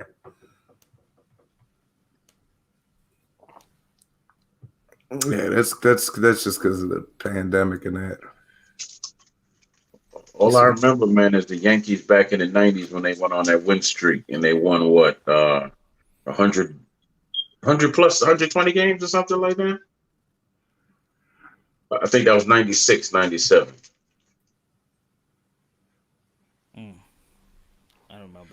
I don't remember because I was about 6 then, brother. Yeah, I was 26. So there you go. Yeah. Yo, so what y'all think? What y'all think about Bob Arum? Troy, what you think Bob Arum is the Santa Claus of 2020? What do you mean? I mean, he delivered the gifts. What goods did he deliver? Wilder Fury. He delivered Vasily Lomachenko, Teofimo Lopez free. He delivered another woman champion, Makai Mayers, Macaulay. He delivered Edgar Berlanga prospect, the most talked about prospect right now. He's delivering probably the only American champion we feel like could be American champion in the future, and the new baby, the new big baby, Anderson. What you feel? What you feel about Bobby Arum? All right, I tell you what. The only fight that I could say, well, first of all, I have a lot of appreciation, for him. He's been around the game a long time. Don't like him as a person. I had a couple of conversations. I don't like him as a person, but he knows the business. The only fight that you mentioned that people really wanted to see on that list was the fight with Teofimo and Loma. Nobody was really checking, and because I really don't want to bring it up, but nobody's really checking for Wilder versus Fury, because at the time Fury was coming back. Remember, he wasn't really part of the top anything. He was coming back, so nobody was checking for him. Everything else you mentioned. Nah, but the second fight, everybody that was anticipated. Okay, the second fight, yeah, the second, but not the first. Yeah, I'm talking about 2020. Yeah. Oh, okay. Well, I guess I gotta go with him, and then Eddie Hearn the second. Probably, yeah. Yeah. So yeah. And also, he delivered when the pandemic hit. Yo, he was the one that set the tone. Yeah. Well, he has a good team around him because he's not what he used to be. Anytime you come out, anytime you come out against your fighter like that, like he did against Crawford, he's not really what he used to be. And so yeah, he has a great team around him. Hey, I don't know. Maybe I mean he's I call him Bob Arum, 5 more years to live. So you know how old people are. They ain't gonna hold nothing. Who back. said that? Me. Oh, you did. AKA Dinosaur, AKA Jurassic Park, AKA he got 5 more years to live. Bobby Arum. I got Bobby. aunties. Bobby Arum. I got aunties that live to be 105, man. So I don't. So I was just trying to say I'm fucked up. Come on, man. I'm drinking coquito right now, man. Don't make me feel like I'm fucked up. Coquito! What are you drinking today? Yo, Troy, what you think about the conversation yesterday? What y'all think? Matter of fact, everybody, what y'all think about yesterday's live show? I think it was a great show until you left my ass backstage because I was having a good conversation with Bill Haney, and then I fell off and you left me backstage, man. You know what it was? My laptop was acting up. That's why you saw me switch to my phone. Okay. The phone was acting up. So when I was pressing on you on my phone, it wasn't going to that.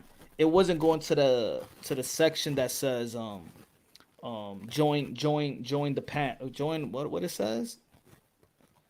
You know what it says, Johnny. What it says when you're pressing on the thing on your phone to make somebody join. What it says on the side. Cause I never did it that way on my phone. I was having man trouble and shit like that. Nah, but it was a good show, man. You had two of the hottest. Well, you had the hottest father and son on there, and then you had the father of one of the hottest young fighters on there. Also, I was having a good conversation with him, but he kept. I was simply trying to find out who was next for his son, but I don't think he ever answered me. Right? You was talking about Bill, right? Yeah. Bill, he cool, but I don't think he ever answered my question. Then he kept talking about fighters, who deserve and all that. As I told him, which you heard me yesterday, I actually love his son's skills and everything. I just don't think he's ready for world championship class yet. And I was being honest with him. That's all. I don't have any fighters and all that, but I've been around the sport long enough and I have an eye for it. I just don't have any fighters, man. But I was serious about what I said about my son. My son is 6'6", 200 pounds right now. So I would sweat him down to 175 now, and I would get him started there. And as he gets older, then he could move up to cruiserweight and heavyweight and all that stuff. What y'all feel about the conversation? Prior to Tio. Prior to Tio. Me and Blue. It was necessary. People were surprised, right? It was necessary. Yeah. It was necessary. Yeah. What you feel? It really brought out the worst in a lot of people, but it was necessary though, because it just shows you where they really were. You know what I mean? For example, right? I mean, this had nothing to do with you and Blue, but Blue specifically tried to come out and say, well, my wife is, so and so are my kids. So that automatically makes me anti-racist. Like, no, it doesn't. You know what I mean? It doesn't, not at all.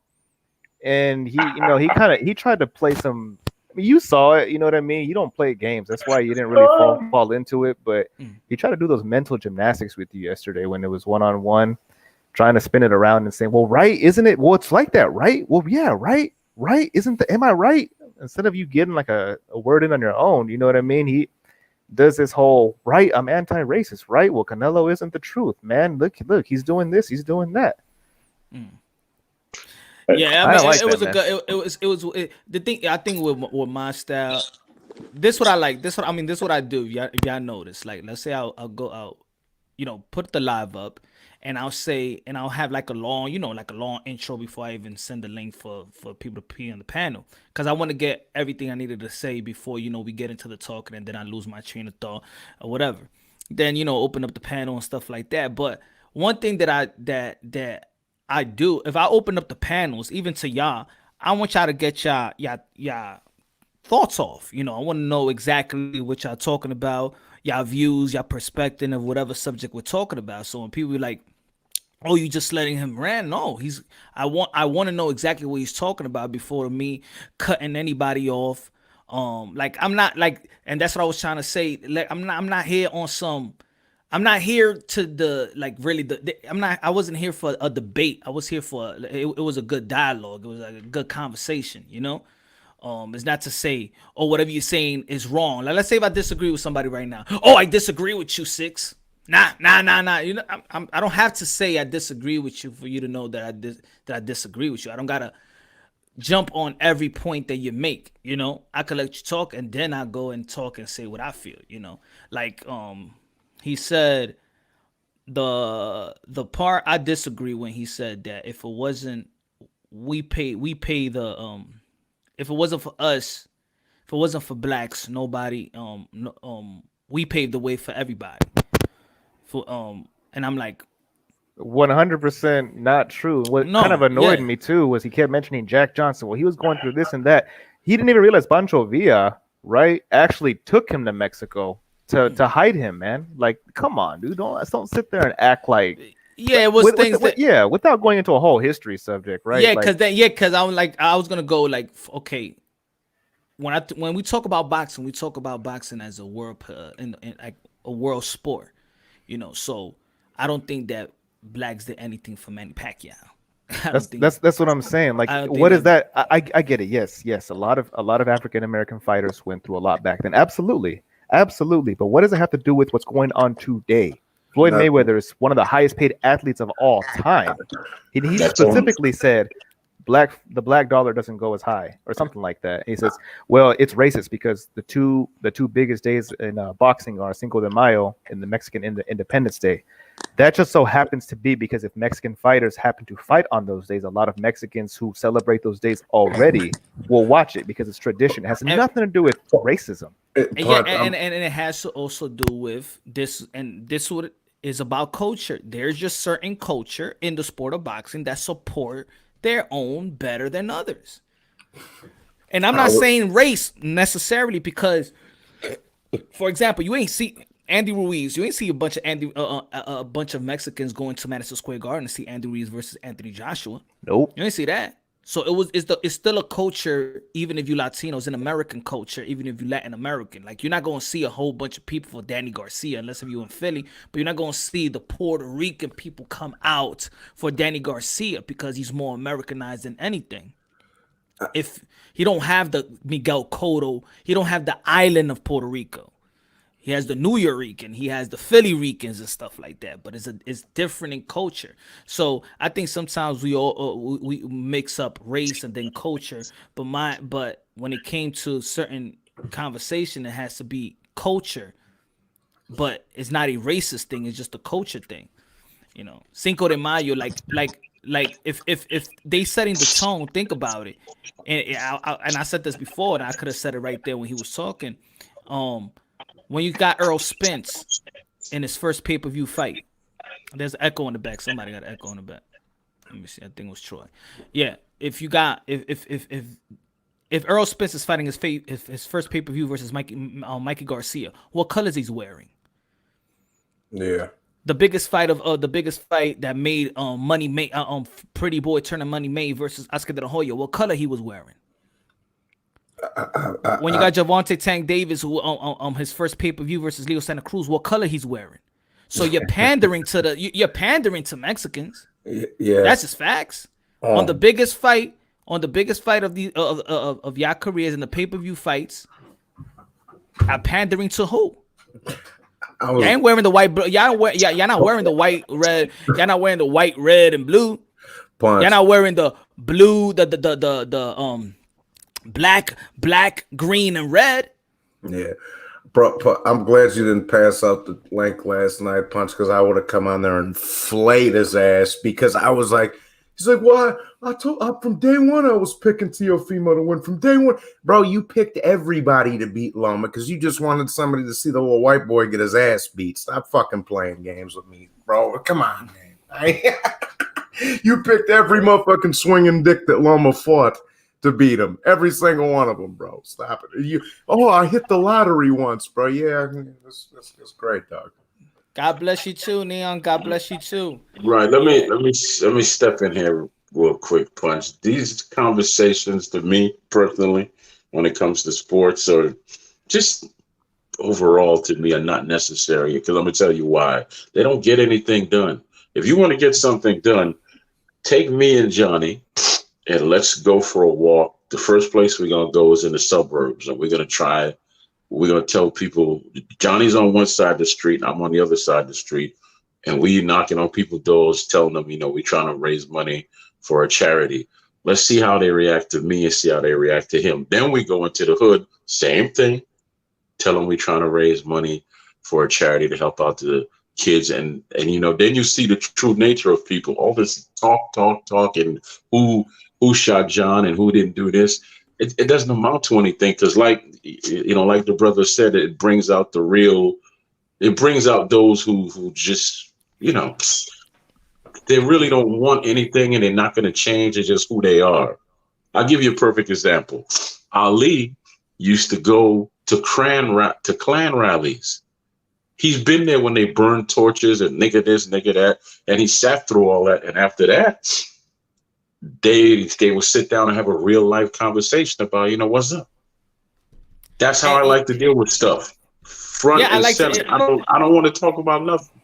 I don't want to talk. We could. Yeah, I mean, there is different type of ways, right? And then there's also different type of ways where I could put out something. I could bait you into something. I could bait you into having these conversations, right? I could put it this way. There's certain people that don't come out their bubble, right? In the YTBC. They don't come out that bubble. But my live show, it did something. It did something to make somebody come out. What did they do? It's of course it's not about what it doing. I wasn't really and it wasn't really direct. It was not directed to Blue. And I said a lot of times on my channel and stuff like that. Like, I respect Blue. I don't. It's not when people mention LDBC. I don't respect it. I don't see, but I do because the dialogue that we had before, a dialogue that we had in another channel. Shout out to Coach Anthony and Cordial. It's not about. Think about it. If I'm that type of guy that you tell me, yo, Troy, you tell me, yo, this other channel, yo, he's fucking idiot, he's bugging. All right, I'm gonna hate that channel just because you told me. And I ain't even check him out. I don't even know the dude. All I know is that a person will be like, yo, Punch, I like your channel. Yo, keep doing what you're doing. Nah, I'm gonna hate him because Troy told me to hate him.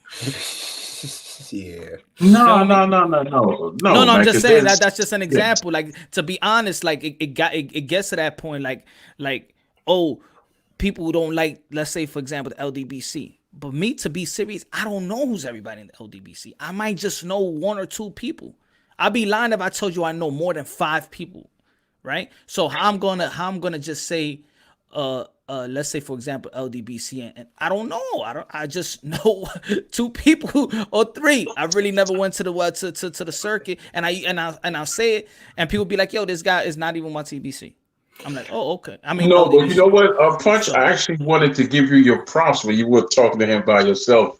When he was on here, this is Blue Blood, and people were getting on him in the chat. He was like, man, I don't even know who these people are because they never come on when I'm live. And I put in there clear as day. No, you said because you block everybody that got a different. Yeah, I said because they get blocked. And then I put they get blocked and timed up. Yeah, and then I put in caps. I said, Punch, I'm backstage, man. Just gonna put me on with him, because you see what happened when we both got on with each other. It was just as soon as he came out his mouth instead of my. I hate getting personal, but my wife is Latino. That's absolutely no different than you have a racist saying that most of my friends are black. Well, it don't make no damn difference. It don't make no difference to me. Like I said, I'm a show and prove guy. I don't want to talk to you. Show it and prove it to me and go from there. You know what I'm saying? I don't want to talk. Show me the proof. If I'm wrong, if I got to, just show me the proof, man, and shut up. I don't want to hear nothing else. Yeah, hopefully, we could all we'll chop it up again. He'll come through and chop it up, and maybe he could, open his doors for me. Maybe we could chop it up in his if he has that type of content, and we could talk about certain things. Like, yeah, I'll say right now, man, live, my panel is open to anybody, agree, disagree, Right. yo, it's open to anybody. And as for his wife being Latino, she could be Afro Latino too. So, I mean, Man, what the fuck? Why does that make a difference, brother? Yeah. Hold on. Let me just. But also,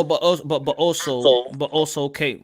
But I understand when a person will say that, because at first, yeah, you're looking at my wife and my kids. How would you think that I'm this? Because of course he's defending himself because people are calling him racist. So right now he's defending himself, and I think anybody will say the same. Okay, put it this way: when Johnny used the slang and he used the N-word and stuff like that, he needs to explain to himself that yo, I'm not saying in that type of way. I'm born in the hood. I'm born to talk like this. In reality, he doesn't need to explain himself, but just so he could know, just so you could know where he come from, you have to explain yourself. So that's almost the same thing with Blue. Look, y'all think I'm racist? Yo, my wife is. Y'all think I hate Latinos? Man, my wife is this. My kids is that. So y'all trying to say that I hate my family? So this is why he say it. So we can't brush that off also. You feel me? Fuck it. That's what I be getting, because y'all know I'm not too fond of Canelo. I do think he's a great fighter. It'd be killing me because I be getting some of these boys up in here. Oh, Johnny, you prejudice against Hispanics and all that. I'm like, dog, my whole fucking family is Puerto Rican, bro. Like, what is you talking? What the fuck is exactly? So you could understand his position, because you may say it too, right? Just so you could clarify, like, yo, my man, I'm not racist. Look at, I think everybody will say. I mean, there's people that will say it just so they could, yo, nah, what you think of me is not even like that. Check this out. This is who I am. There's a lot of people that don't know. Look, if Johnny don't tell people that you got Puerto Rican, people not gonna know. Yeah. If I don't tell people I'm Cantonese, also people ain't not gonna know, right? It just how many people talk about Asian people. I could do a whole content talking about that Asian people don't got their just due. Am I right? I could do a whole thing. Oh yeah, I could do it. Yo, we don't get Grammys, we don't get award ceremony, we don't get the actors, we don't get nothing. I could say that all day. You know what, Punch? In all seriousness, y'all talk about everybody else, but y'all don't talk about the handsome guys with gap teeth like me. We are the most hated on people in the world because we got that space. Damn, Shrek, shut up, Shrek, shut up. Yeah, man, I can't whistle or nothing. You know how that make me feel? I can't whistle. Nah, but this what it is. I'm gonna say because all right. I don't even know. It's not even. People got to respect everybody's experience as well, right? Right. And this is why when I talk about this, the race or whatever, I always say, yo, I'm coming from New York and I'm coming from a New York perspective. I know that not everywhere is the same thing. So first and foremost, I'm coming from a New York perspective, right? I say that shit a lot before we go and talk about this race, because this melting pot is way different from Georgia. It's way different from Alabama. It's different. It's more. Yeah. I've been to Chicago. It's segregated. It's more segregated than New York. So yeah. It's just different. So I say, yo, I come from this perspective. Not trying to knock everybody else's experience, but look at my experience as well. So when I say this about, let's say, Latinos and in the inner cities and be like, is Latinos and blacks, right? I think that there is, I think that Black America, in my opinion, in the community where it's Black and Latinos, are more accustomed of people understanding the Black America struggle. Everybody that comes from another country comes here. We learn the Black struggle in school, protests. We learn the struggle what African Americans have struggled here. But I don't think that, let's say, within the community, Black America wants to learn the struggle of those Latin people that's coming from the communist countries, from a third world country, from that type of poverty. Like, And I think when we talk about that, then it becomes like, oh, then you don't think you're black because you're Dominican, right? And I wanted to, and I also want to clarify that if a person says, "No, I'm not black, I'm Dominican," "No, I'm not black, I'm Puerto Rican," or "No, I'm not," it's not that they don't know the history or they don't know their descendants. Is that people, when you talk about Dominican, you talk about Puerto Rican, you're talking about culture there. They don't want to say that I have an African American culture, so they say they Puerto Rican because they love the culture of being Puerto Rican. They love the culture of being Dominican. So when the Dominican saying, "No, I'm not black," he's trying to say that no, he doesn't have the culture of African American. He's proud of his Dominican culture. He's proud of the food. He's proud of the merengue, bachata. He's proud of the culture. It's not that he's not proud, that he's not this, that he think he's white. No. So I want to clarify that also with people out there that loves to throw that shit time and time again for years and years and years. So I'm gonna go again with the community is that we feel a lot of Latinos, and this is what I also say, that people don't take the time. I told a guy today, I'm like, read what the Latinos, they read their comments. You're just going by, oh, what about me? And what about us? And we did this. What about, you don't think these Latinos have suffered more? You don't think that these Latinos came from these countries and then have adopted the struggle of America, but still carry the struggle and the burden and of their native country? Don't you think when a Cuban comes over here, let's say for Ugas, and he adopts the struggle because of his color, but still fighting and trying to save his family in Cuba, so he's dabbling this both struggle, this both type of oppress at the same time, and learning about this type of oppress that he's here? I don't think they take the time to learn the struggle of Latinos, because in our community, whether people, now this is, you could agree or disagree, Black America, in the community where we's Black and Latino, treat Latinos like we're second-class citizens to Black America. See, now y'all take the floor. Punch. See, you see, Iwan Torres's comment right there, talking about Angel Garcia. You see that comment, right? Like 4 comments down or up, rather. See, I knew what Angel meant. He didn't mean nothing like that. Mm-hmm. But to other people, you know what I'm saying? Like, they gonna get that idea because motherfuckers don't. You know what I'm saying? Like, I know you didn't mean no bullshit like that, but motherfuckers get the wrong impression when you say shit like that. Yeah. Also, you know I would say this. And motherfuckers keep on making videos about me. Anyway, I'm gonna say this. I don't hold my tongue, and every word that I speak, I stand by it. Also, damn, what I was gonna say. Go ahead, keep talking. It's gonna come back to me. Nah, I was just saying, like, a bunch of people was calling Angel racist after that shit. Like, I knew he didn't mean nothing by it, because that's the same kind of shit you hear from Puerto Rican motherfuckers where I'm from, dog. Like, but other motherfuckers. Yeah. Oh, and also this, it's like when we talk about the N-word, right? Yeah. It's like we give you the say so when and where you could say the N-word, when you could talk our slang, just like they did to Fat Joe two years ago. Man, I've been a rapper, I've been saying this word. What y'all talking about, that I'm racist? I can't say the N-word. This is the way I was raised. Now, for all these years, Fat Joe has to explain himself. You know, so when is that power of when you could say it and when you cannot, when you could be Black or when you could be Latino. Because in the predominantly inner city Black and Latino, the ones that usually say to the Latinos to go back to their country, y'all let me know. Put it down right now. Any Latinos right now in the comment box, if you ever, somebody said to you, go back to your country, what ethnicity is them? If you're in school and you go to the inner city, who's your bully? Who's the one that's sending you a hick? Who's the one that's making fun of your accent?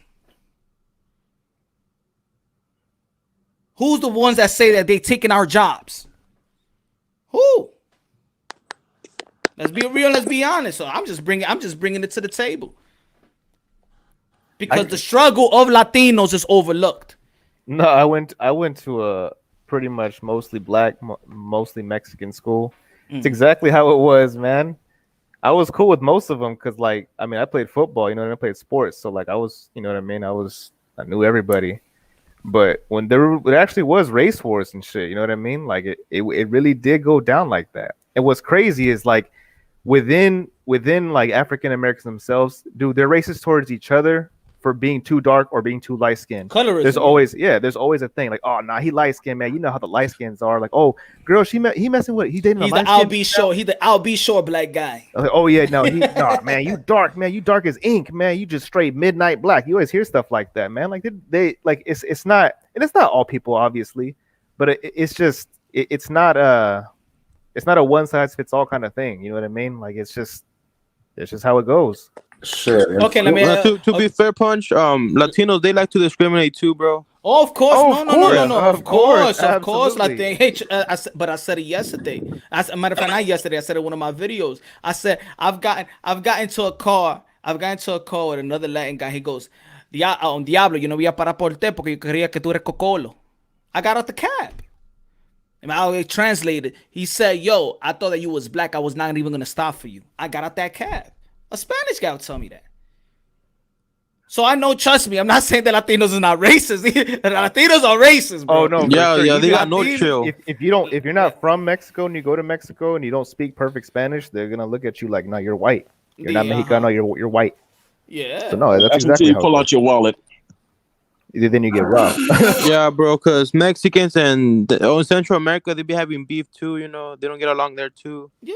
And then It's the like, Puerto but it's like Rican- I told Blue yesterday. I said if you call Ecuadorian Mexican, what they'll say to you? Oh, you're like gonna throw disrespectful. Yeah. Hey, Punch, just like how it goes. If someone says, "Oh, you're half Mexican, half black," don't you look at it like, "What the hell?" Like, no, I'm not half Mexican. No disrespect, but I'm not half Mexican. Exactly. Like, And get it correct. Yes. And that's the same thing when let's say when black America be like, yeah, y'all don't think y'all black. And in the end of the day, people are proud to be whatever Dominican or Ecuadorian or whatever. So if you tell a Ecuadorian, oh, you Mexican, he go, hell no.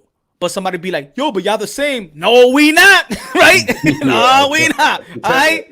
Ask a No, Puerto but y'all Rican. the same. I mean, y'all both speak Spanish. No, we not. Ask a Puerto Rican if they're Mexican. See how they respond. Ask the Dominican, he's Puerto Rican. He's the same. Yeah. Like, no, soy boricua. Y tú soy, yo soy boricua. Look, what most Latinos don't know is that they come in all shaped, you know. They don't know that, like No, black, Chinese. No, but what I'm saying is that it's not about the color, really. It's about the culture. That's what I mean. Sometimes people mix it. So that's what I was trying to explain. That when a Dominican, because they say to me, I got a lot of comments. Look at this Dominican guy. He don't even think he's black. Look at this. And I'm like, no, it's not that I don't think it's not that it's black. It's that I have cultures that I prefer to be identified with. So if somebody be like, yo, you're black or you're Dominican, or anybody be like, yo, you black or whatever. No, I'm not black. What you mean? But you know that you're descendant, you come from. It's not about black. The color is not about that. It's about the culture. You're not gonna go tell an Italian guy, yo, you white. No, the Italian guy will tell you, I'm an Italian. You know why? Because he has that culture. He's proud of being an Italian. An Italian does not want you to refer to them as white, because now what you're telling them that they're like Caucasian, white American. Exactly. They get offended and want to fight you for that. Exactly. That's the same shit. Bro, I had one time when I was younger, I was working at this deli, and some dude said to me, he's like, yo, where'd that little Mexican kid go that was getting my order? I said, oh, I think his shift ended. And he was like, oh, well, you look Mexican yourself. I said, I'm not Mexican, I'm Sicilian, bro. And he says, oh, that's the same shit, right? And I fucking threw it, but it was just, he said it so disrespectful. I threw a big ass hunk of fucking pastrami at his bitch ass too. I was like, get the fuck up out of here. Yeah. Fuck up. No, but Punch, you see what I was saying about this, the conversation, it goes all over the place. Like, I got a question for you, right? How do y'all view Charlie Sheen, aka Chavez? What's his real name, man? Charlie Sheen's real name. He's Latin, right? He's from Spain. He's a Spaniard. That's how that. Spaniard. He's from Spain. He's people from Spain. Just like there's a difference between someone who calls himself Latino as someone who calls himself what? Like Mexican. No. You know, Hispanics? yes. What's the difference? I know the difference, at least based on what I was told, but maybe you could break that down. I just don't see the purpose of these conversations, because it's not going to, trust me, it ain't going to bring any light to anything. It's just going to bring out a bunch of fools with a bunch of different opinions. That's just, but also but it doesn't. But if we have a discussion in this platform, I mean, we're not trying to change the world and punch run boxing. Yeah, you are, man. We're not trying. I don't think 70 people right now looking. No, I don't think I'm going to change anything really. But if we're gonna have this type of conversation and dialogue, let's have it all open. Let's have it right. There was, and I hope that you in the channel, there was another guy that was commenting and said that black people they can't be racist. So I asked him a question. So every race could be racist except black. Well, Punch. People, and then he was trying to get me with the word, with the bigotry and stuff like that. I'm like, okay, now you playing with words. No, Punch. I can go ahead and break it down very simple for you. Everybody is prejudiced, because all that means to do is to prejudge. So everybody's prejudiced. You can cancel that one, right? As far as being a bigot, you can be a bigot against me because of my color. You could be a bigot against someone because of their sexuality. Yeah. That's just someone who just doesn't like you because of.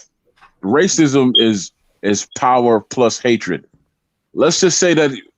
Okay, kind of like you said. No, kind of like you were saying about the taxi driver, right, Punch? The dude who said, he wasn't gonna pick you up because he thought you were black. He's a racist because he has the power to stop you from getting in that cab of his, based on the fact that he viewed you a certain way. That's racism. He has the power to do something to you. Black people don't have any power to do anything to you at all. Why they don't own cab services? What do you mean, though? Yeah, they don't see right there. They don't own a lot of things like that. They don't own any real major corporations that really do anything like that. So yeah, but you talking about cab? You telling me that that black people don't own cab services? I'm pretty sure that we do. I'm pretty sure that we do. And so can a black person be racist? With that black person who might be driving that cab, of course he's a racist because he has the power not to pick you up. All right, but I'm saying overall, no, we can't be in this country because we're not that powerful. But at the same time, are Mexicans powerful in this country? That contradicts itself, Troy. Come on. I can't answer that question, brother, because I'm not Mexican.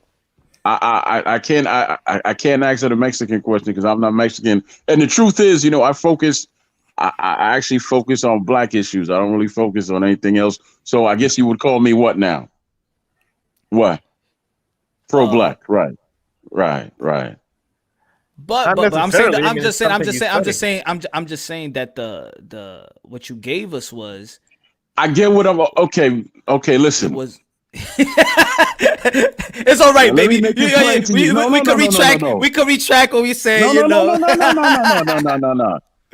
Let me make it plain to you. On certain levels, of course, black people are racist. If they own a restaurant, if they own this or that, and they don't let you in because you're white or you're Asian or this and that, that is outright racism. But in my mind, I'm thinking about on a much higher level when it comes to corporate America and things like that. They don't have that power. But yes. To answer your anybody, question. So that was my thing. Anybody, any race could be racist. He said no. And you got to stop using the word race as well, because race just simply means that we're a different, species. There's no such thing as a different race. There's no such thing as a different race of people on this earth. None. But yeah, and that's what I said. Then we're gonna go with the word. You know what I'm saying? We're gonna play with words. You feel me? Like, let's say we all know that definitions have changed in words, So if you look at the definition now, Google, of racist, what you gonna get? Prejudice against, antagonists toward a person of people on the basis of their membership in a particular racial or ethnic group, typically one that is minority. Wait, so Troy, you're saying if a black guy doesn't like a white guy, he's not racist because he doesn't have power over him, right? Is that your point? Can a black someone being a bigot, sir? That's someone being a bigot. Simply because you don't like someone because of their color or their sexuality or whatever the fact that is, that's you being a bigot. But if you have the power, like Punch was saying about the cab, that is racism, because they have the power to stop you from doing something. It's power plus hate, and that's what racism is. That's all. So it's fair to say that every race. Yes, sir. Yes, sir. That was my whole was my whole yes, thing. sir. When I said blacks can't be racist, I was thinking on a much higher level. I wasn't thinking on the level of the cab driver or anything like that. I was thinking on a much higher level. Troy, I ain't gonna put you correct me if I'm wrong. You didn't mean like on like a fucking street to street level. You meant on some higher. Yeah, I got it. You knew exactly what I was talking about. You meant it in a system level, like that system. Yeah. Exactly. No, we can't change the world right now because we don't have that power. Yeah, he didn't mean like two motherfuckers running into each other at the Shell gas station. No, we know history. We know the disenfranchised. We know that. But anybody could be racist. That was my whole point. He commented me. He said that everybody could be racist except for black people. Oh, okay. Well, that's not true. That's not. So. Unravel boxing was good. Marky Mark. See, and that's where I come in again, Punch, and I say I can't stand these conversations. Let's see. I used to work with a guy that kind of resembled Johnny, except he had a bald head, and everybody thought he was a skinhead. He had the tattoos and all that, and they were getting the conversations, and I'm like, damn, the conversation. I want you to take a walk with me. In the suburbs, I want you to take a walk with me in the hood, and we'll see how we see how things play out. That's just how I think people should deal with life. Man, you deal with them front and center, man. You always take the sword to your heart. You don't take it to your back, right? Yeah. I don't like all these long, drawn out conversations because they never amount to anything at all. It's just dialogue. I mean, at the end of the day, I think you are right. I think you're right. It doesn't really go anywhere, but it is necessary. But it does. Have you ever heard the term that, hey, if you could change one life, you did something? I had a conversation last night, and I'm talking to a Puerto Rican, and he goes, yo, it's true. I never really saw it like that. Yo, I felt like that, but I ain't never saw it like that. But it's true. The things that we was talking about how is the hood in with Latinos and blacks. Everybody is trained not to care about the oppression and like when people say, I got this too, because that's why when I read the comments is the funny shit. And my fault on Rap Star in the building, Unravel. Let me get this quick. When they like, you came, the Latinos came to this country and we paved the way. You should be lucky that it was because of us and our struggle. That's the reason why y'all make it easy here. So that makes so I have to kneel down. I have to kneel down for you. The Latino people have to get down in our knees and become the second class citizens and praise. That's the way they make it seem. Oh, Punch, you got me gritting my teeth. I don't. Oh yeah, man. These are the conversations that grit the teeth. These are the conversations, baby. Hold on. Wait. Okay, go ahead, because I got to say something. But go ahead. Yeah. Unravel. Mark, what's good? Yo, what's happening? Merry Christmas to everybody. Happy holidays. Merry Christmas, my friends. Hey, don't forget, man. It's Happy Hour Thursday still, man. Yeah, no, they ain't. And you know what, man, that was interesting what you said earlier. You unraveled that whole debate in just like a few words. You said, well, that sure didn't help Manny Pacquiao out because he was in another country fighting, in a third world country fighting for his life. It had nothing. Their history had no connection. Their boxing history had no connection to ours. And he still made it. Has no connection. It had zero bearing on his success. So that's proof right there. The dude that did the video about me talking about my Chinese race, and he goes, and the dude was talking about, and he Chinese. Nobody suffer like us. Oh, really? So the Chinese people didn't suffer. Oh, let me wow. Let me get my say off punch before you go on, man. You know, no, because I'm my fault. I just want to get Unravel and Rap because they've been winning. You know, cool. Don't worry, I ain't going nobody. You know me, man. Rap Star try to break my record for 10 hours. You know I'm going 11. You crazy motherfucker. Yeah. So yeah, man. What y'all? Okay. Unravel and Rap Star. What y'all thought about? What y'all thought about last night? I don't know. Y'all tuned in. What do y'all thought about the whole, me and the conversation I had with Blue, intro, T.O., Hank? What y'all felt about it, man? I didn't see the conversation between you and Blue yet. I seen a snippet of it. I'll go and have a full listen to it later. I only caught the Teofimo interview and the tail end of the Bill Haney part. All in all, I thought it was really good. Thought it was important for the community so far. I mean, these are conversations that people need to have, especially in America. America seems to be a root issue for most of these type of topics, to be perfectly honest. Just as somebody outside looking in, I came onto YouTube and I didn't realize how easy it was for me to be called racist just because I'm white. I literally wouldn't say a single thing. I'm white, I'm labeled racist, right? That's kind of a system. That's systemic, I think, in America. Because in Ireland, systemic racism doesn't exist. Because we don't have enough people. We don't have that type of cultural divide. We just don't. In your country, it's much more of a class division thing, and lots of different races are within that class structure from what I've seen anyway. And some people will hate on others, but from what I've noticed, if you're white, you're a racist. If you're Latino, you're a racist. If you're black, you're a racist. It doesn't matter what you are. That's what I've seen. Everybody gets labeled racist in America.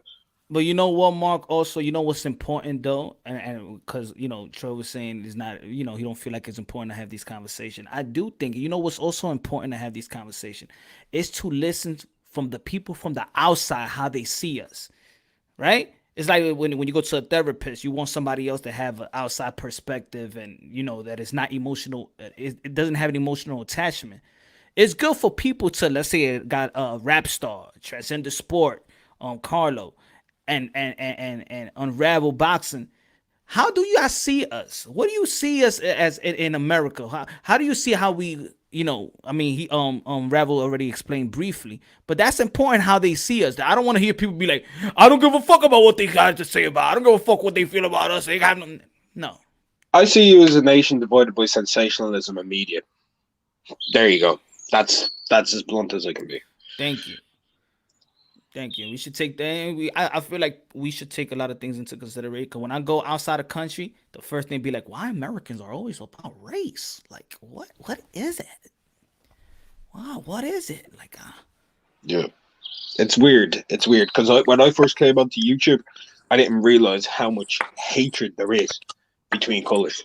I really didn't. Because over here, like if any of you guys came over to Ireland and spent more than 3 weeks, y'all feel like you're on a different planet. Y'all will feel like you're on a different planet. When I went over to America for the very first time, I was shocked at the culture. Just shocked. How many black people are in Ireland? I would say probably about 25 to 30,000. I would love to go to Ireland. And I would say at least half of them own businesses. Rap Star.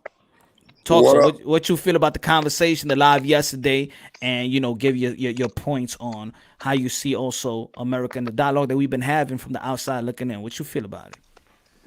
I mean, look, at the end of the day, before I start, God bless everyone. I'm glad we're having a good Christmas. A lot of people haven't had a great 2020, so I just wish everybody great and a great new year. But what I will say, bro, you guys are not the only one with the problem. Let's not just carry on like America's the only one with a big problem here. We got the same problem in Europe.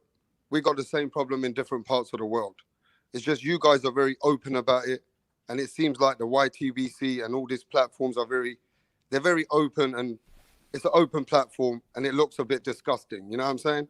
Yeah. But the truth is, we got the same fucking problem in Europe, and there's nothing wrong with going with your cultures and your people. There's totally nothing wrong with that, bro. I think there's nothing wrong with that at all. But don't shit on another race or another human being, or shit on them worst, what they've had it hard as well. You know? Don't shit on another brotherhood because you want to make your people look good. At least appreciate that you want to go for your people and give the credit where credit is deserved, so your people look good when they end up winning. You know, these kind of stupid fucking conversations we're having with these other platforms don't make sense. Yeah. And to be really honest, bro, this whole thing is maybe racial, but let's be honest, every culture does want to go for their fighters. Is that a true fact or not? Yeah. Yes. The British want to go for the British. The Irish do like going for the Irish. We do like to see our own people do well. There's nothing wrong with that. But don't shit on another fucking race or a culture. Unless you're Marquez, because he seems to have an issue with Mexican fighters. So go ahead. No, but you get what I'm saying. Don't go and shit on a Mexican. Yeah, generally speaking, of course, there's a lot of fans out there that don't give a damn, but there is. But yeah, just generally speaking. So as a generalization, yeah. Yeah, so of course, I understand you. But look, when you're British, but let's be honest, when you're British and you're fighting against a German fighter, who do you think the Brits are going for? The Brits. Of course. The majority will probably go for the Brits. I mean, in Ireland, the majority will go for the Irish. Are we racist to go for our own people? No. Well, that's it's just human nature. It's human nature. No, it's not. No, not at all. But when you have like a boxing channel, let's just say like there's a certain boxing channel that happened to join us yesterday. When you have him saying things like, well, there's a certain Latino fighter out there that's not fighting the best. And when I asked him who the best was, he was like, well, it's Charlo. You know what I mean? Like, to me, that's not necessarily racism. That's extreme bias with no merit. There's no reason to be, legitimate argument behind it. And yeah, and then, you know, unfairly, unfair, or fair. People may interpret that as, okay, this guy don't like, this person don't like Latin fighters. Because how, you know, and I'm just saying anybody, how can you put a pound for pound list and have Earl number 1 and 2, Wilder and 3, Charlo, and then 5, Tank, and then Gary Russell? Like, all right, okay. See, that would be a little suspect. Because I mean, imagine someone saying, okay, well, Canelo's number 1, Teo's number 2, probably Ryan Garcia number 3, Virgil 4, Jaime Munguia 5, Andy Ruiz 6. Like, come on. Eno is not nowhere on the top right. 10. Yeah, Pacquiao maybe number 10. Some of these conversations didn't make sense with you and Blue Blood yesterday. And I know you're being kind to Blue Blood. You want to be nice about the whole conversations. We saw I think that. No. You know what it was? To be honest, I don't think there that, was some I shit that don't, he didn't make no sense, bro. I don't think there was a closing to a lot of the conversations. You understand? Like that's why, like, you know, say we could have a more lengthier conversation. You know, things was cut short. You feel me? It's a lot of things. It's a lot of things I wanted to say. It's a lot of things that he wanted to say. Yeah, but he told everybody openly, in his eyes, he don't see Canelo doing he's a great or anything good unless he beats Charlo and Andre. Well, both of them together haven't done what one man Canelo's done. Both of their careers haven't done what one man has done. Yeah. So, but then that's what I mean. That's a statement that he made, and then people take it into what was his interpretation. What's the reason? I already had like a bunch of videos already calling that if a person doesn't have Canelo Alvarez number 1, like, this guy should not be shamed. I said it right there, and I put it on Twitter. I said, yo, these fighters, Canelo Alvarez, Teo, not right now, not even Charlo. Not even Jamal, and I said Jamal Charlo too. These type of fighters should not be shamed at all. They shouldn't be shamed of ducking anybody. They shouldn't be shamed of fighting anybody. And of course, we all boxing fans, we know that a champion has responsibility. We get that responsibility, but the guy on the top only has one guy that they could fight. Like, yeah, people talk about moving the goalposts all the time, right? Cherry picking the weakest champion is is really like, it's going to an extreme now. Now y'all saying a cherry picker could be a champion now. A cherry picker like Cannon Smith. A champion like Cannon Smith is a cherry picker now. That's going now. Now we're going to the extreme. Now we're going to, we don't want to give no credit regardless if there's a champion or not. Now we're gonna go to Box Rec and check who she fought, but he ain't fight him. Well, and who is him? And then who he fight? No, stop. Well, you know what's interesting about that? Real quick. Is this narrative? Is Canelo not that great if he doesn't beat Charlo? For who? What people is that for then? That's what I don't. The YTBC, LDBC, but I mean, in that same breath, think about it. He said the number 168 fighter was a cherry pick, but he also said Bitterbeef wasn't picked, even though he's number 1. So if he would have fought the number 1 pick, the number 175er in Bitterbeef, but he also went and fought the number 168er, how was one of those a cherry pick? Didn't you just say to go fight the number 1? Remember, he was saying, "Oh, well, he fought Kovalev. He was number 3. Why did he fight number 1?" Well, he fought number 1 in Galen Smith. Where's the problem in that? So how about this? How about that? If I would have said, well, Bud Crawford is cherry picking Spence because he's not the best of the welterweight champions. It's actually Manny Pacquiao. Don't make sense, though. Right? It don't make no type of sense, right? Don't make no sense. Yo, what's up, Punch Drunk? What's up, panel? Hey, Here we go. The one thing I found crazy yesterday, man, was Blue Blood. He said, I want to see Canelo fight a slick, athletic fighter with good footwork. So I was like, okay, cool. When Billy Joe Saunders. When have you pushed for him to fight Dimitri Bivol? The slickest athletic fighter with good footwork. The Charlos ain't slick and athletic with good footwork. They're athletic, but mainly they come forward fighters who are tough. Jamal Charlo got the footwork, not Jamal. Yeah, that's what I'm saying, bro. Like, he doesn't really have footwork like that, bro. He ain't boxing off the back foot, switching the angles and all that. Like, when is he pushed for him to fight Bivol? Like, this is what I don't like about guys like Blue Blood. Just say you want him to fight black fighters. That's fine with me. I want Canelo to fight white fighters. But at the same time, L-Dog, they're kind of admitting how great Canelo is. But let me tell you why. Because all roads lead to Canelo. And no matter what they're talking about, they need Canelo in their lives. It's like everything is Canelo or there's nothing for their fighting. And that's but see what L Dog is saying. See, L Dog said something that people just it's not a problem because we already know. Just if there's people out there, you just want black fighters to fight they want the Canelos to fight the black fighters. Just say black fighters. That's it, and we understand. Exactly. Just like L Dog said, I want Canelo to fight white fighters. That's it. He has no shame in his eat. This is what he wants to see, right? Also, when it comes to Kovalev, like they discredit his age, right? But like, what if Errol Spence beats Manny Pacquiao? Are they gonna have the same energy? Of course not. Come on. Of course not. But punch. Here's my thought to you, right? Blue Blood and his group are one way. I'm sure there's a group out there that's all white. That's one way. If you get, let me finish. Like, if you could get, Blue Blood and then someone from the other group on the panel with you, then you can have a real discussion and go from there. But it's not going to change. These folks are who they are. It ain't going to change a damn thing. Because if you peel back the layers and find out the truth, I can guarantee you that whoever's funding both of those camps don't look nothing like either one of them people. Someone is paying them to do all this, man. But this is why Punch Drunk has to do that. That's why your boy Mr. Moonshine need look.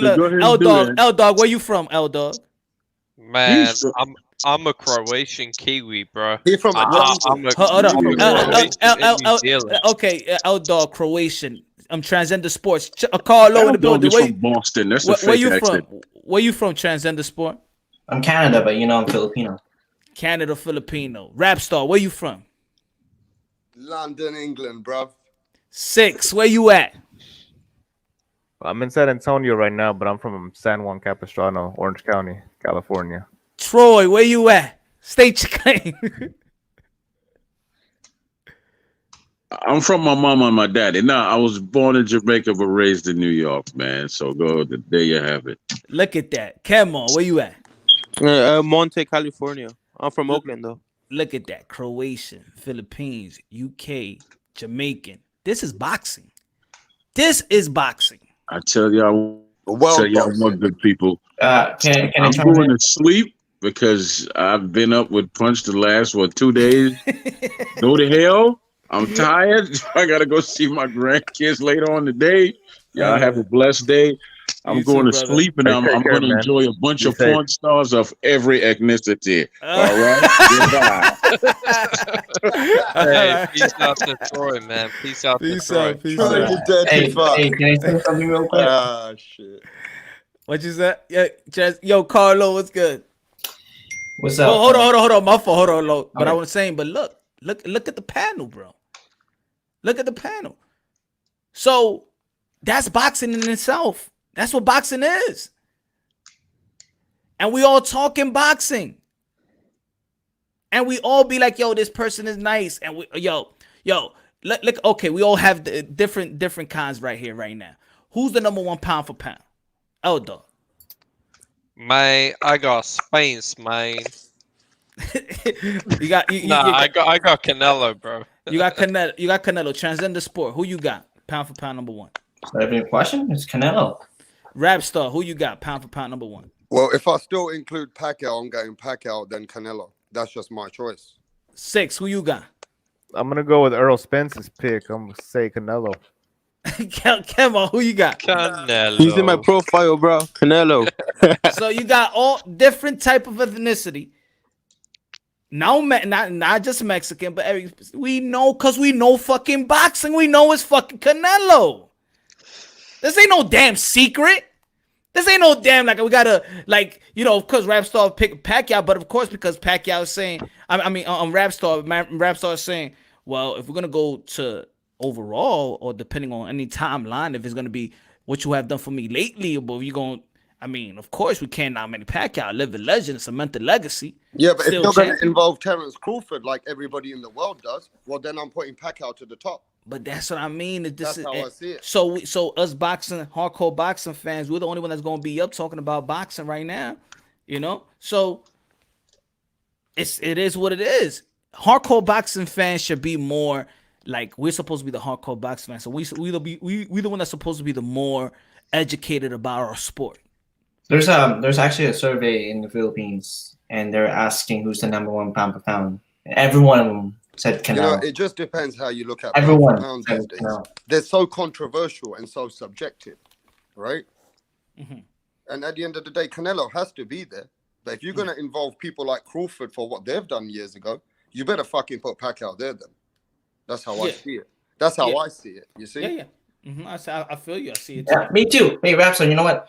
I want to put Pacquiao, but also I want to think that I kind of seems like I'm kind of biased because I'm Filipino, right? But I was thinking that technically, it has to be Canelo because the way he's been going at it. So that's the reason why I said it's Canelo. But that's what I mean. You transcend it. You could easily pick Pacquiao because you Philippines, but you pick Canelo because you know what the hell is going on. You know. See, the only reason I don't have Pacquiao in my top 5 is because he hasn't fought in over a year, and I got to value activity. Like for me, if you haven't fought in a year, you can't be in the top 5. Top 5 has got to be activity. You got to be on top of the sport. That's why I got like Canelo, Inoue, Usyk. I got them guys at top because they're at least fighting. Yeah, but then a lot of the places L-Dog has Terence Crawford number 1. So if you're going to do that, then no, let's be real here. Let's be real here. With Terence Crawford number 1, I feel like these guys, to be honest, they just want a black guy at the top of the sport with Crawford because Crawford doesn't have the resume. ESPN put him up there. Yeah, ESPN, bro. Well, to be fair, ESPN have him up there because they promote him. There was an interview of Manny Pacquiao, and he was talking in my language. And you search it up. He said Canelo's number 1. Canelo's number 1. I mean, the only way I'll accept you not putting Canelo number 1 is if you say you don't have drug cheats as number 1. Me personally, I think really? We're gonna go with that? Yeah, but this is all bullshit. It's fair. It's fair. Let me tell you why you guys are making up bullshit again, yeah? No, listen to this carefully. I watched everything about this, L-Dog. The whole soccer team from Mexico got done for the same thing. They eat these meats in Mexico. They are tainted. The food is, a whole bunch of athletes have had this same problem. Nah, but I ain't buying that, bro. Listen to this, though. They've changed the levels now. Why did they change the levels? Because they said that the level that this guy got tested on would never help you in any fucking way. Is that true or not, though? Now they've changed the fucking level. That's true, right? So just keep it real. That's what people cycle off them. So if you like me personally, I think Canelo, he did use PEDs, but at the same time, I think a lot of fighters are using PEDs. I think pretty much all of them are. That's why I personally don't exclude Canelo from number one, because I think out of my top 10 pound for pound, I think probably 8 of them are using PEDs. L-Dog, I'm gonna ask you this question. What is your top? Who's your top 5? Let me ask. Who's your number 1? Who's your number 5? Canelo, Inoue, Usyk, Chocolatito, and I'm gonna say number 5. That's a tough one, but I'll just go with Spence. Okay, so is it you pick those as because of activity, or have they done in boxing? What's the reason why you picked those? A bit of both. Oh, okay. And you said earlier that Canelo, you didn't want to put him in Canelo because of what? Because of the tainted meat? Is that what you said? No. I said I understand if people don't. The only reason I understand people saying Canelo's not number 1 is if they don't include drug cheats. Me personally, I think all of the people who are in my top 5 are drug cheats. Well, let's just stop here right now then, L-Dog. They should never have involved Evander Holyfield. He got done for a drug cheat. They should never have involved... No, let me speak. They should never have involved Roy Jones Jr., one of the best ever, one of my favorite fighters in the world. I agree. Because he got done for some kind of enhanced drugs. They should never have involved James Toney, who was a pound-for-pound guy. They should never have involved so many Shane Mosley. These guys are pound-for-pound fighters. So these guys all cheated way openly, worse than most fighters did. And they're in the Hall of Fame. We don't say nothing about that. And I can tell you another 20, 30 names. But hold on. James Toney is not in the Hall of Fame. James Toney is not in the Hall of Fame. Well, some of them are the ones I mentioned, right? But what I'll say is with drug cheats, I hope all fighters are on PEDs. It makes for great fights. I mean, who else in this panel knows who's really a drug cheat in boxing? Canelo is a drug cheat, okay? He failed a drug test, and that's all there is to it. You know, I'm gonna put it to you this way: say you got a girlfriend, right?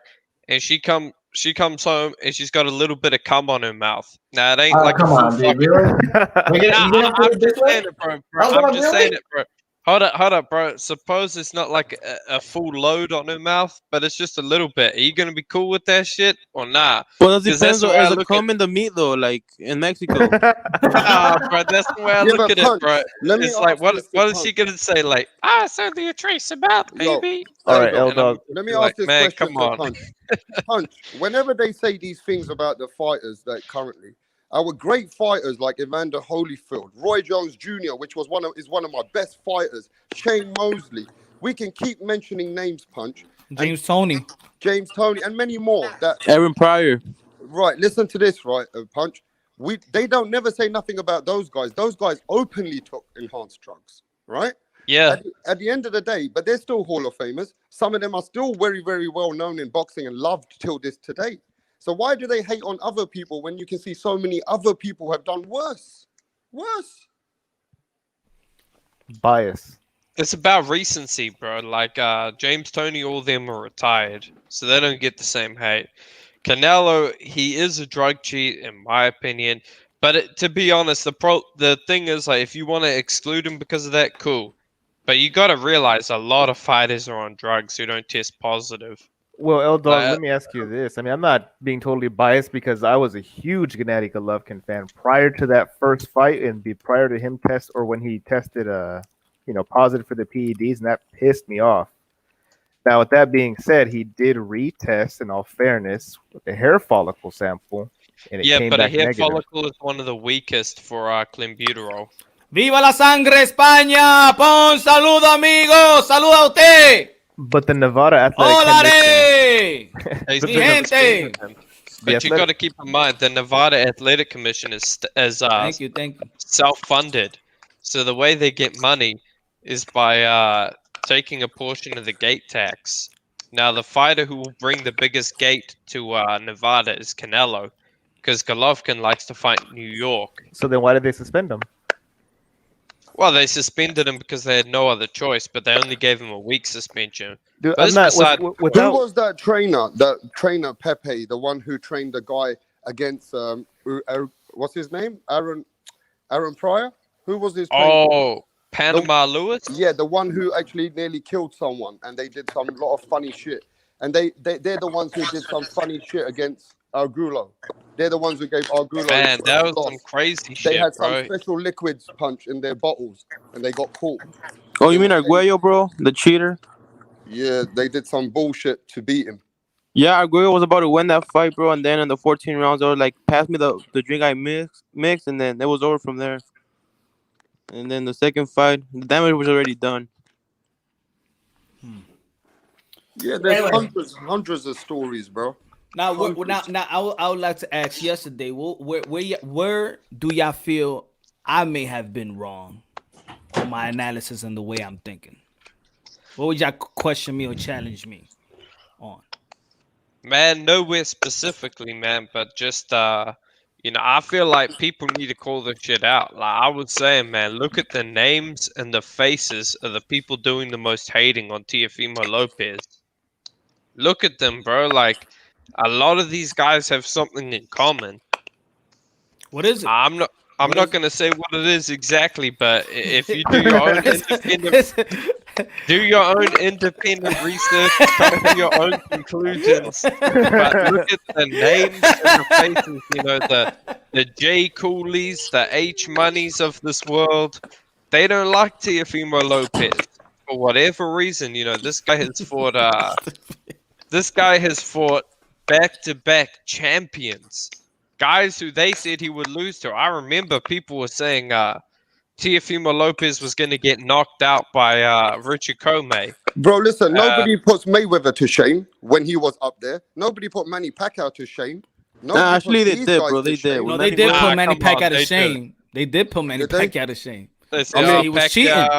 They said No, but that was Pacquiao, just some bullshit. They got Hey, what sued for about that. when- They got Hold on, sued what for about when Floyd Mayweather said, shut up, Pacquiao, go eat sushi or whatever? What about when Mayweather said that, then it was, haha, yeah, man, he's a real brother, Mayweather. But then, like, Nobody. No, but you guys are not keeping it real, bro. Mayweather thought people cherry picked Berto, Guerrero's. He the Victor Maidana. Ortiz's. This guy cherry picked his fights. Nobody put him to shame. Of I didn't course. see no fucking videos being made of him. I tell you what. Is Mayweather's a blood sample on the record? It's a steal, isn't it? No, but and let's it's also sealed. look at all his blood work is It's all sealed. Nobody And he's knows the one that. that got caught. Yeah, and he's the one who got caught with the IV at the Pacquiao fight. But to Right? be Fact. fair, L-Dog, Mayweather did say this to everybody. When you reach the top, expect the hate. You're going to get it.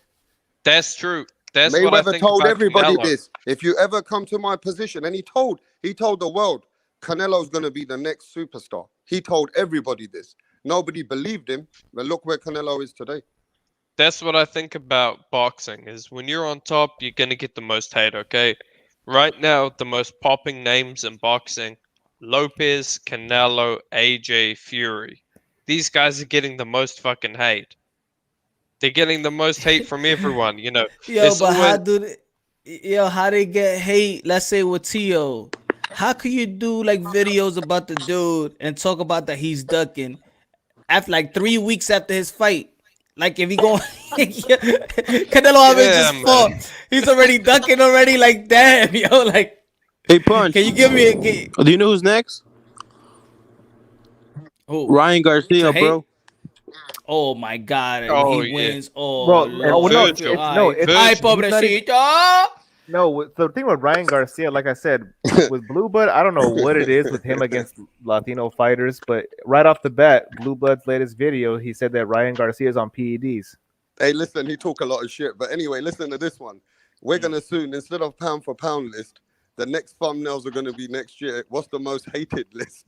The most hated fighters, top 10 fighters in the It'll world, be bro. Lopez, bro. Lopez #1 because Canelo, he's been at the top. Lopez is just getting there, bro. I'm telling you, the hate Yeah, for but this guy is Mayweather's gonna getting be a lot unreal. of hate again because of the Logan Paul shit. He's getting hate everywhere, bro. But he embraces it because it's gonna make him money. He doesn't care. Yeah, that's Floyd. Floyd plays the villain. Like that's part of what he does. Like I feel like fighters like Lopez, Canelo, they don't play the villain. They don't try to, at least. But that's how they get treated by some fans. But you know who I think is next? Yeah, but you Virgil got to Ortiz. keep the same energy. I think Devin hold on, Haney gets hate.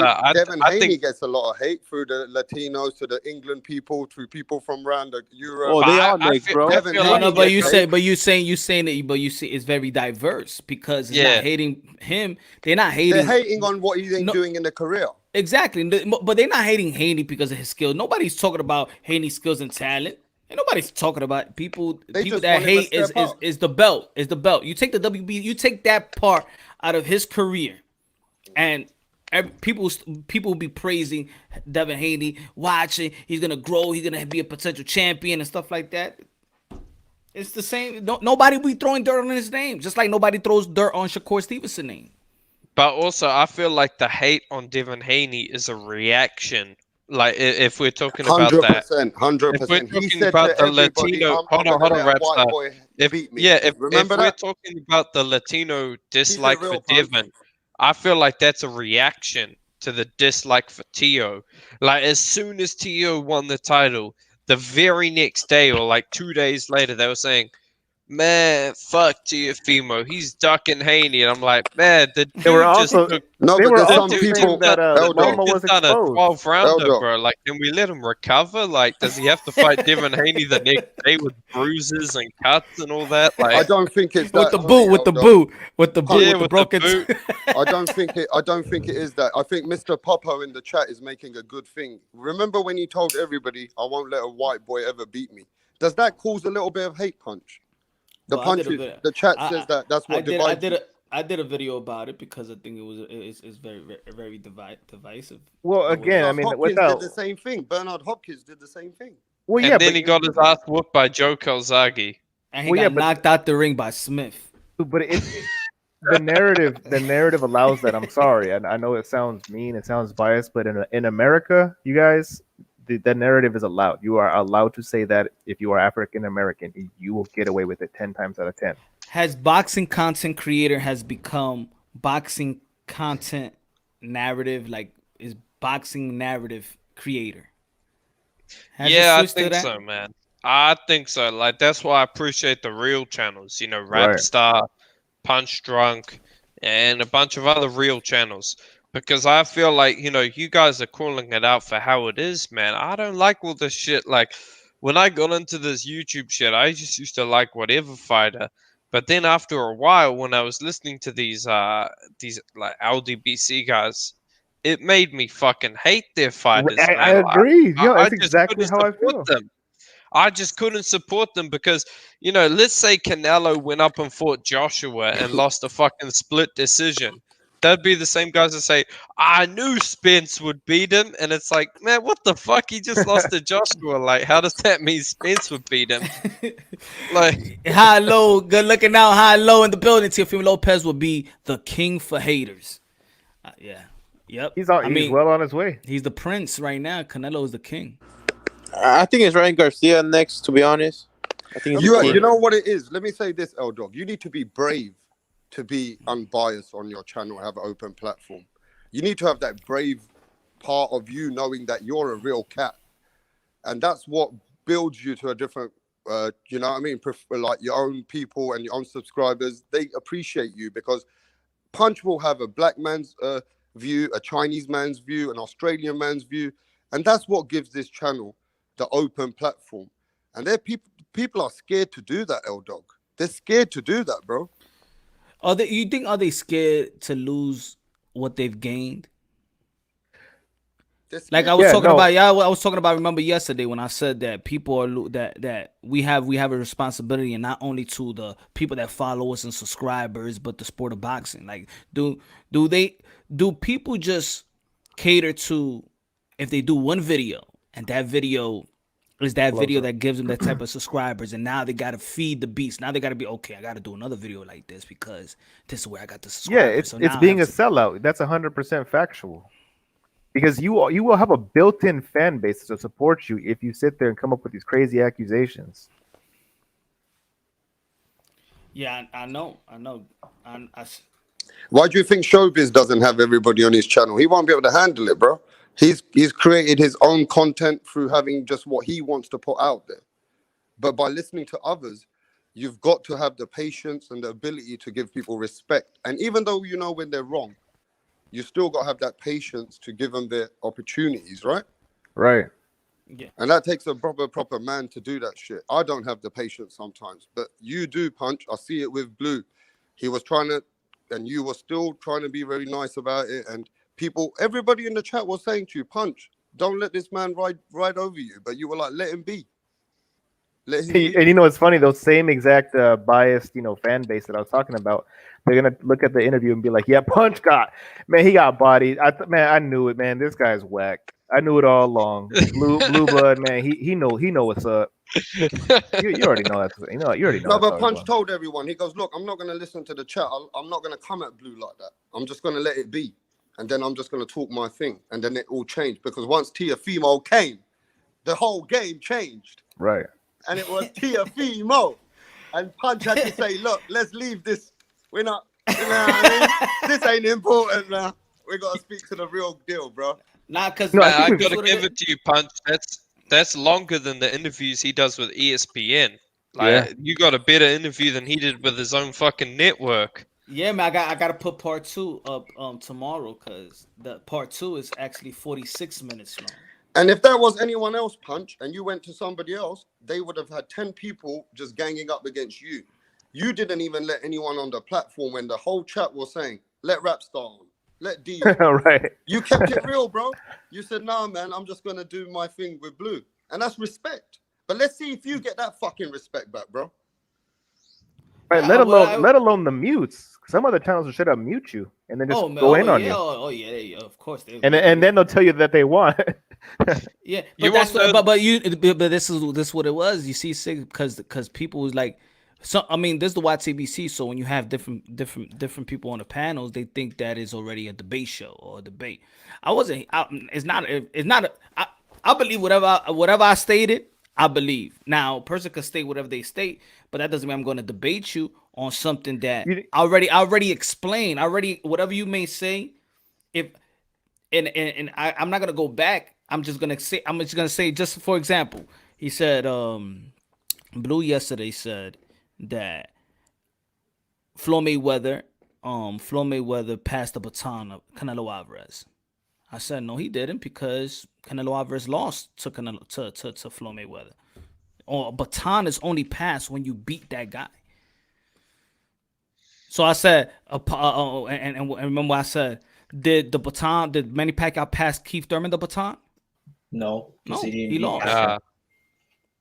Right. But he did not. Did Oscar De La Hoya pass the baton of Floyd Mayweather to be that? Yeah, because he beat Oscar De La Hoya, and then he became what did Floyd Mayweather became after that? Canelo had to earn his baton. Money May. Canelo had to earn it. Exactly, and that's what I was saying. Canelo Alvarez, he lost to Floyd. So because think about it, because that's what I mean. I could have but what I said was self-explanatory. Do I have to set more example? Did Floyd Mayweather pass the baton of Victor Ortiz? No. Andre Berto? Well, exactly. You don't pass the Ghost Guerrero. Conor McGregor. The classic passing of the torch fight is AJ Klitschko. Exactly. That's passing of the torch. Younger fighter had to overcome adversity and show and Teofimo Lopez against Lomachenko was passing the torch. Yeah, because they had to, took that shit. He took that shit away from Lomachenko, bro. And when he took it, he took greatness and became great. That's a different kind of passing. And still in the 11th round, he had to overcome adversity like And let's be AJ honest, did. Loma's and listen, dig L deep. Dog, Exactly. This fight too. This is passing of the torch. Chavez de la Hoya passing Right of the there, torch. there you go. Yeah, and do you know why that's a passing of a torch? Because L Dog knows Loma is one of our favorite fighters for me and L Dog. But when he did that, he made me more of a believer. Man, same here. He made me a big fan, and now I put him ahead of Lomachenko. That's just natural in fact. I can't change it because I like Loma more. I have to be real to the fucking game. Yeah. Oh, So You gotta that's be a boxing fan first. So that was just that I disagree on that, and it was a lot. It is a lot of disagreement, but I'm still going to let you say a person got their piece to say and their perspective and their experience in life as well. You feel me? And you know what? The difference between your channel and a lot is it's pretty simple to me now that I think about it. Yours is more like a barbershop. You walk in, anybody can have their say so. You know what I mean? Yeah, pay and get out. If there's a conversation, if there's a conversation, man, everybody's welcome. You know.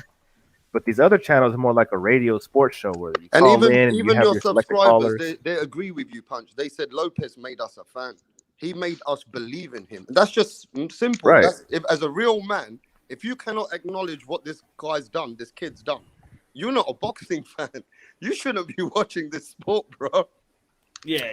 That's how I feel. Well, they pointed it out earlier. If Teofimo just so happened to be switched the roles with Haney. Let's say Haney was the one who got the WBC. I mean, the Teofimo was the one who got the WBC belt via email, and Haney was the one that beat Loma. Mm-hmm. How do you think they would feel then? Do you think we'd still be getting? Oh yeah, man, Haney's ducking Teo, man. Come on, Haney don't got that real WBC belt. Teo does. Good looking out, Hollow in the building. Good looking out, Hollow. Yeah, and that's what I mean. Come on, it's a lot of things in boxing is self-explanatory, man. A lot of things in boxing is self-explanatory. That's like us. Oh, we don't get the fight that we want to see. Yeah, it's self-explanatory. We all know that we don't get the fight that we want to see. You know, we all agree on that. You don't have to be Latino, Black, Croatian, whatever. You don't have to be none of that to figure out that boxing doesn't give the fans that the mass of fans of boxing wants to see. But when it does, every time they do, when boxing does give the fight that we want to see, it's like the whole sport industry stops. That's how powerful boxing is. And I feel like boxing is the only sport that could do that. Yeah, but look how we've had to adapt our life in 2020. Why can't the boxers adapt? Teofimo took less money to become great, right? You have to adapt in these times now. Because also the nature of the fans. That's why I remember I say the fans also has a responsibility. Because if we keep discrediting, that's why I said into Blue, we have to uplift the sport of boxing. Because in the end of the day, we are the ones that keeps it alive. Can you imagine the YTBC if there was no YouTube? What do you mean? How can you say that, bro? Dead. Remember when Tyson was fighting Roy Jones? Everyone got over 50,000 views on their channels. Even if it was a small channel, some people got 10,000. Some people got 5,000. There was millions of people wanting to listen to the fight when you guys are cooking. If independent media doesn't have the platform so they could show you they covering the sport of boxing, we're gonna depend on ESPN that doesn't talk about boxing. We're gonna depend on Fox that never talks about boxing. Where will we look for boxing? So in the end of the day, we are the one that's actually keeping it alive. Even those the channels that have a lot of subscribers, they're keeping it alive on a daily basis. We're 24/7 talking about boxing all over the world, you know. But if we don't have this type of platform, boxing is dead, like dead. Now people talk about boxing died. No, it will be completely dead. I mean, the amount of time that we've given to these fighters and build up the hype is unbelievable. It's crazy. You guys have been doing this for years. And the UFC got new fans. The reason why boxing doesn't have new fans, that's why they have to create these YouTube. Why they created the YouTube and they put them in the zone. To bring boxing in, but to bring boxing fans into the sport. So they threw you the KSI to bring boxing into the sport. We'll go that low that low to bring new boxing fans to the sport. You know why? Because there's not new boxing fans. You know why? Also, because every champion that we should be having out there as our champion, as the baddest man of the planet, this is who they are. We don't support. We hate. Not us. You know who they are. That they also have their powerful channels in this community. They hate on the great fighters. So on the heavyweight division, we say the heavyweight division is back. These channels hate on Fury, Anthony Joshua. If you say Canelo Alvarez, pound for pound, they hate on Canelo Alvarez. If you're talking about the youngest guy that's challenging himself, Teofimo Lopez, you hate on them. So new fans are not coming to a sport in which they're going to be like, oh, these guys are whack. They don't fight nobody. I go to the UFC.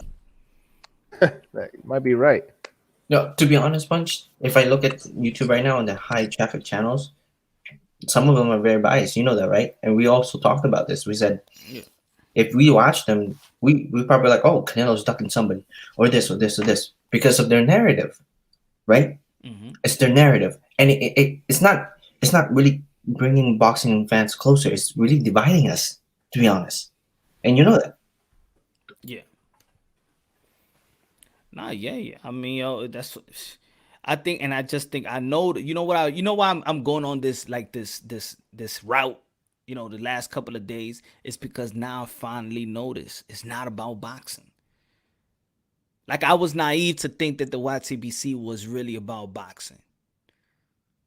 It's just a bunch of personalities that have their say so, and they want everybody to believe what they want. What I want you, I'm gonna do my channel, and I want you to believe what is about. Punch Drunk is about me. It's not about boxing. It's about you liking me. And that's what it is. I'm not in it for that. I'm not taking my time away from my wife and my family for me, because I love the sport. And shit, if I'm going to talk about it, why not? Why not uplift the sport? I love fighters. I love boxing. And one more thing to add. Remember, we had this discussion a long time ago, and people keep asking you, "What are you?" And what your response was, "Doesn't matter." Why does it matter? For how many since the beginning, right? Right, yeah. Carlo? How many people will ask me, what am I? I probably spent the whole almost 2 years people not knowing who I am. Because what I used to say, it doesn't matter, I'm a son of God. We're one race. Until it got to the point where, all right, you don't want it to be one race. You want this shit to be divided. You're so thirsty to know what I am. Why? Why are you so thirsty about that? Right? That's the reason why I've only been with you since day one. Because I knew that. Every time they're like, "Oh, what is race is the end? What's race the end?"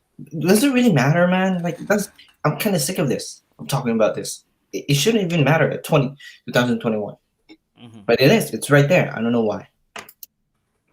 And it's always going to be there, because in the situation that the way, you can see dividends, is always dividing and conquer.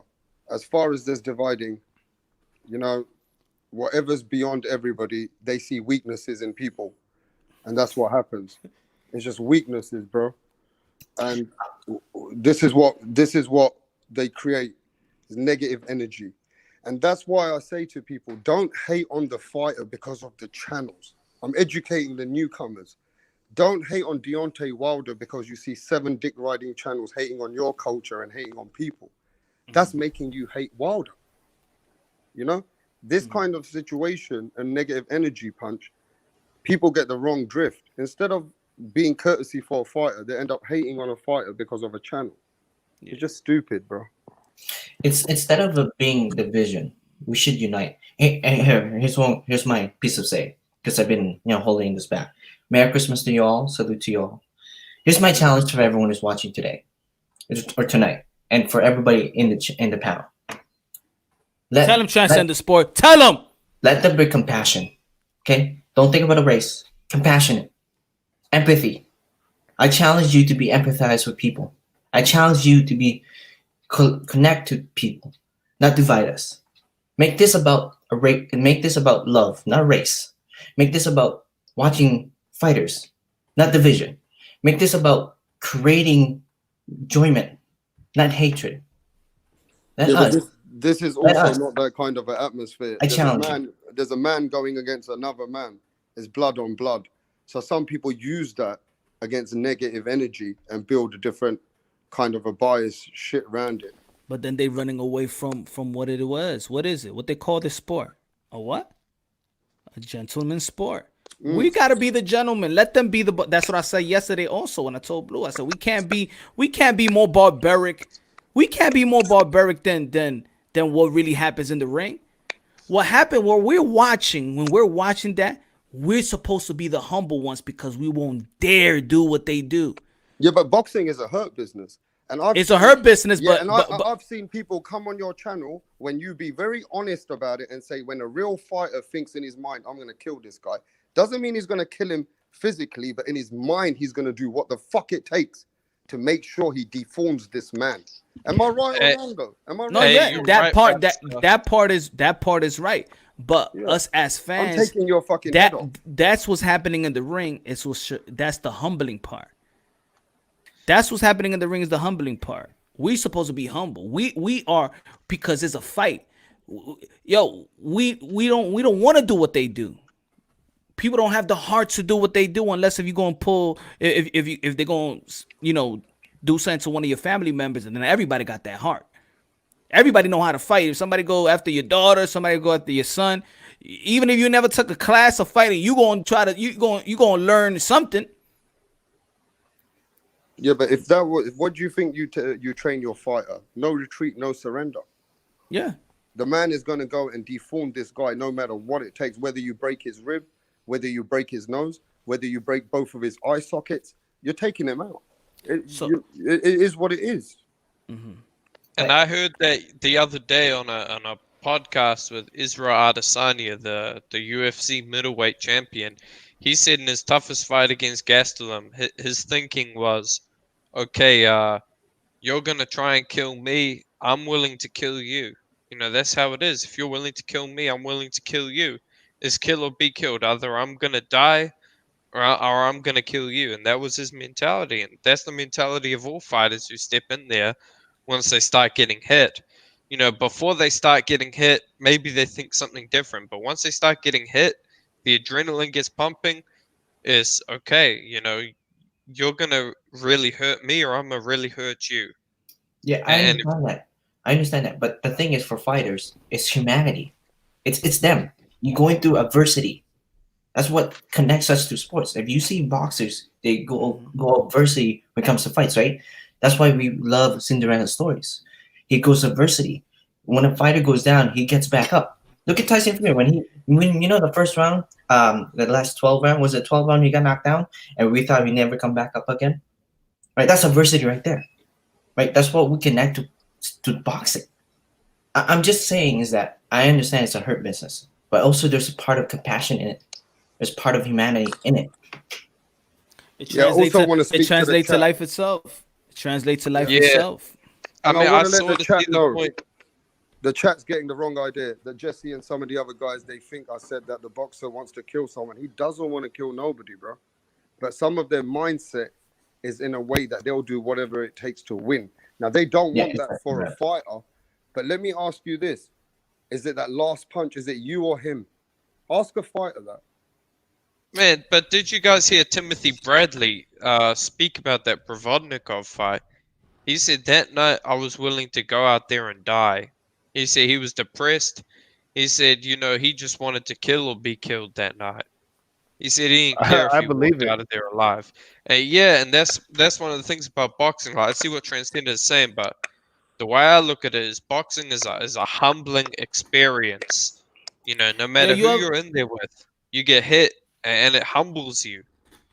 Yo, when you in a street fight, and you're throwing blows and you're about to kick a dude's head if he's on the ground, what are you thinking about?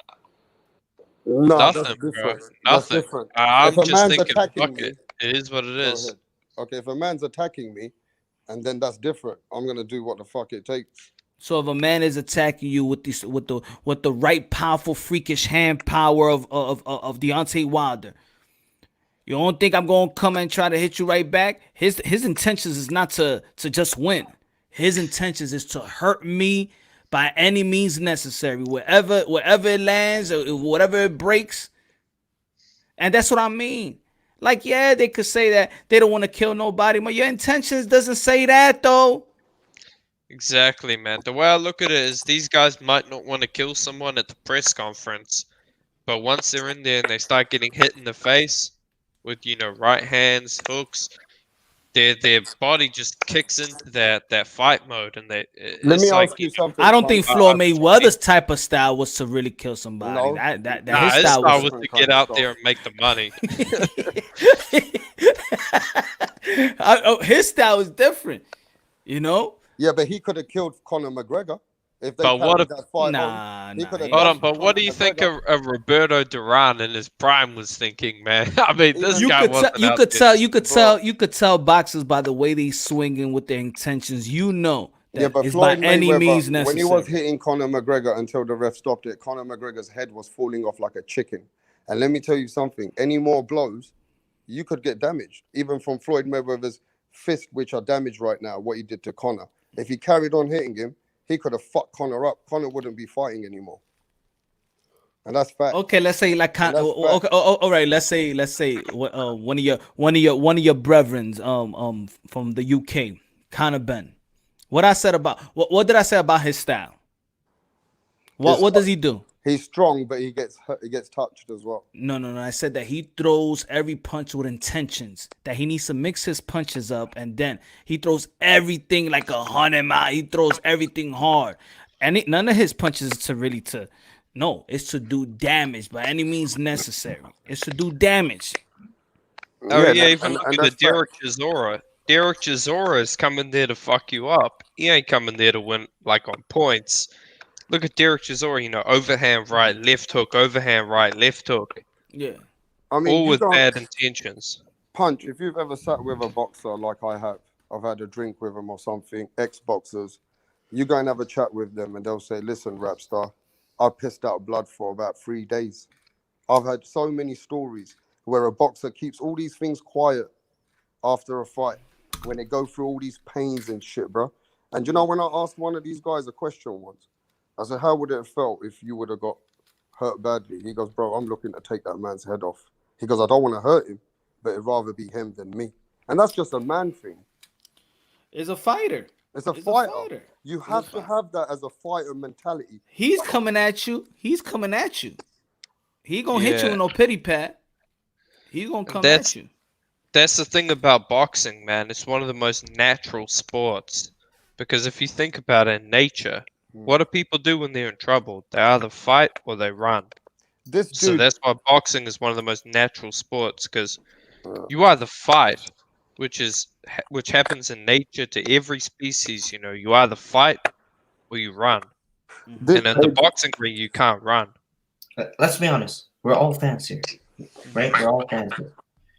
And when you see fighters go through something in adversity like that, we don't know the feeling. We don't know the pain, right? So that's why I think it's better to acknowledge them instead of bringing them down. Am I wrong? I mean, maybe put it this way. Maybe flip the coin up. Flip the coin up in this sense. You see, let's say for example, Deontay Wilder. He fired his trainer. And they're saying because everybody in his camp knows that nobody's supposed to throw the towel. He's supposed to, go out in his shield. Meaning he'll kill a person and he'll die. This sounds dumb as fuck. That means hold on. But maybe he's mad because maybe a person rather die than feel how they feel now. Now he got to stay alive and deal with this. Yeah, but what I'm saying is, it sounds pathetic when you've got all these children and you've got everybody in your people to look after. You don't really want to talk like that, bro. At the end of the day, your children and your wife or your woman supposed to know your line of work anyway. That's like if you that's like if you put yourself in the army and you tell your wife I'm going to go to war. She knew you that you was already in the army, guy, that you was already a Marine. Yeah, that's your line of work. Yeah, but what I'm saying is, why take so many more punches when you can live to fight another day? Because he don't. Because he said he want to go on his shield. It's not about living another day. Yeah, but then that's then the way I look at needs it. to Some be of in these another guys sport. He needs like to be in Wilder, another man. sport, bro. Like think about Wilder. No, and he some of don't these know. other- But you say that raps, you saying it wrong. What do you mean he needs to pick another sport? You mean his family need to pick another family member, or his woman need to pick another man? No, because the Boxing Federation doesn't allow a fighter to be in a position where he could get so hurt so that he's they do. They did. They threw in the towel. It wasn't the referee that actually stopped the fight. I It mean, was look his at the own. horrible stories you heard. Some of your people in this chat are very knowledgeable. You got this 1 foot out the door. He said, look, boxers, even when they cut their weight, do you know if they don't cut their weight properly, they're going to be, and then their fluid in their brain's going to be less. That's how you get brain bleeding. You got to appreciate this sport takes a lot. It's lucky that Wilder's in the heavyweight and he doesn't have to weight drain. He had a lot of weight on him. If he What had you think to happened weight to- drain, if he had to weight drain, bro, that geezer could have been dead in that ring. What you think? What you think? What happens to Jason Rosario? Yeah, man, that dude was not in good condition. Like, Wait, he was in the hospital the night before. But look what yeah, that ain't He fitness cut right weight. there, man. He what happened to he cut weight and the nutrition that he was taking in, he couldn't rehydrate.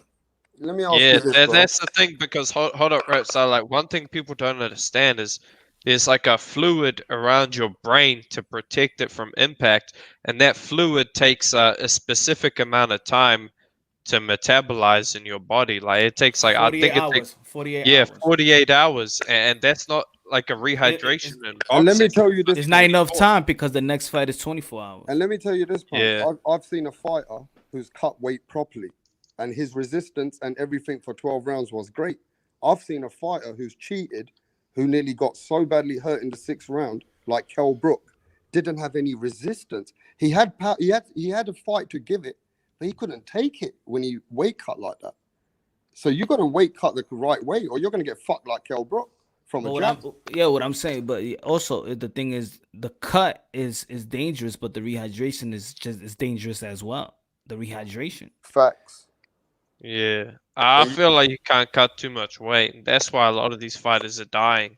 And that's because they what dehydrate. Teofimo Lopez's dad's trying to say. He says, if my son does not need to force and it doesn't work with his body growing, well, my son's going to 140 because his life is more important than any fucking boxing. Now, how many times? understand? Now, how many times does he need to say that? He's saying, he but I'm he telling talk. you- No, I'm I'm saying telling like the he talk a casuals lot. He talk. why he's saying that, bro. He talks a lot. But when it comes to that, you see how serious he get. He's telling y'all like, yo, I know my son better than anybody. He can't. That's it. He's not gonna Exactly. make this weight comfortably. But what everybody else is saying, oh, you gotta duck. You ducking him, yo, my man. The dude, what you want him to do? You want him to be disadvantaged for you to get a fight? But that's what I mean. The barbaric mind, the barbaric mind of the fan. And that's going to happen to Devin Hey, Haney by next these year. guys gotta have L-Dog. children of their own and Yeah, try and Devin put them Haney- in there like that. Devin Haney won't be able to make 135 himself next year. He's going to be struggling. He's going to be growing. He's going to come to 140. Of course. And that's how the game works. Man, Devin Haney, I'm sick of his fans, bro. Devin Haney said I got 1 or 2 more fights. Teofimo Lopez says I got 1 or 2 more fights. Teo just happens to have his a couple months before, and all of a sudden it's Teo ducking. Man, this dude Haney should fight Nakatani. That's the fight I want to see. I want to see Nakatani versus Haney. Samurai. I think Nakatani takes away a lot of Haney's like advantages, like his height, his reach. Man, you know what? I think still that's want to that's see a Loma great versus fight. Haney. We need to. Yeah, we need but I that, feel like that type of- Nakatani. I want to see Loma at 130, but I feel like Nakatani, this dude. I remember these guys saying Nakatani's a bum. He exposed Teo. Then this dude went out there and proved he was fucking legit. Like it wasn't that Nakatani was a bum. It was that none of us knew how good he was until he came onto the scene. Like he stepped up a bunch of levels, but this dude was legit. That's one If it's not Nakatani, it should be the mandatory versus Luke Campbell and Ryan Garcia. How about this? Because Bill Haney said this to everybody yesterday on Punch Drunk Boxing. He said, look, Rapstar, I got to first take the mandatory.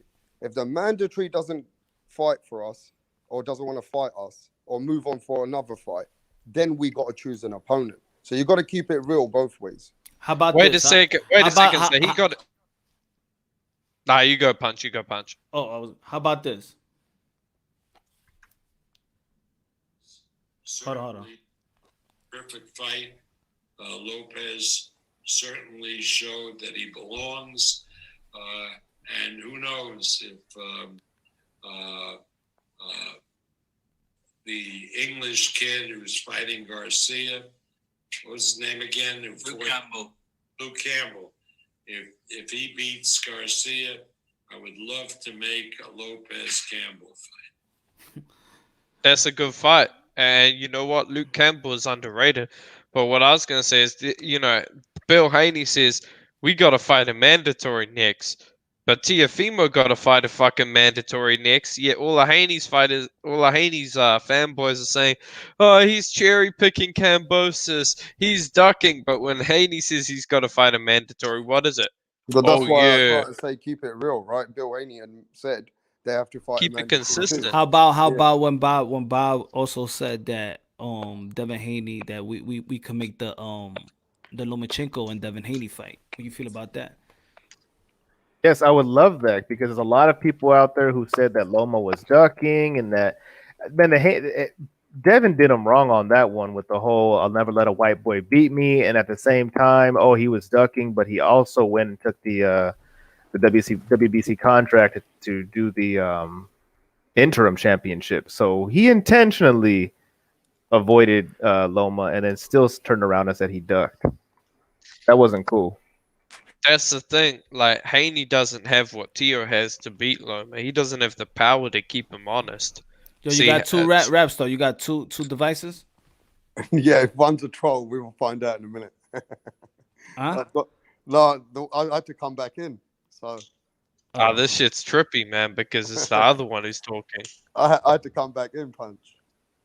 Oh, okay. But that's what I want to say about Haney versus Loma is I feel like Teo had the power to keep Loma honest. Haney couldn't have fucking hurt Gamboa, bro. Couldn't keep Gamboa honest. Let's be honest, though, L-Dog. If we forget the politics and we got 2021, we do want to see some big fights anyway, right? Yeah. I mean, there's only 3 fights which are booked for 2021. Look at Bob. We can put him in with one of the young guns, with Haney or Tank Davis. That'd be a good fight. So we'll see. We're going to see. I have to see what Loma wants to do next year.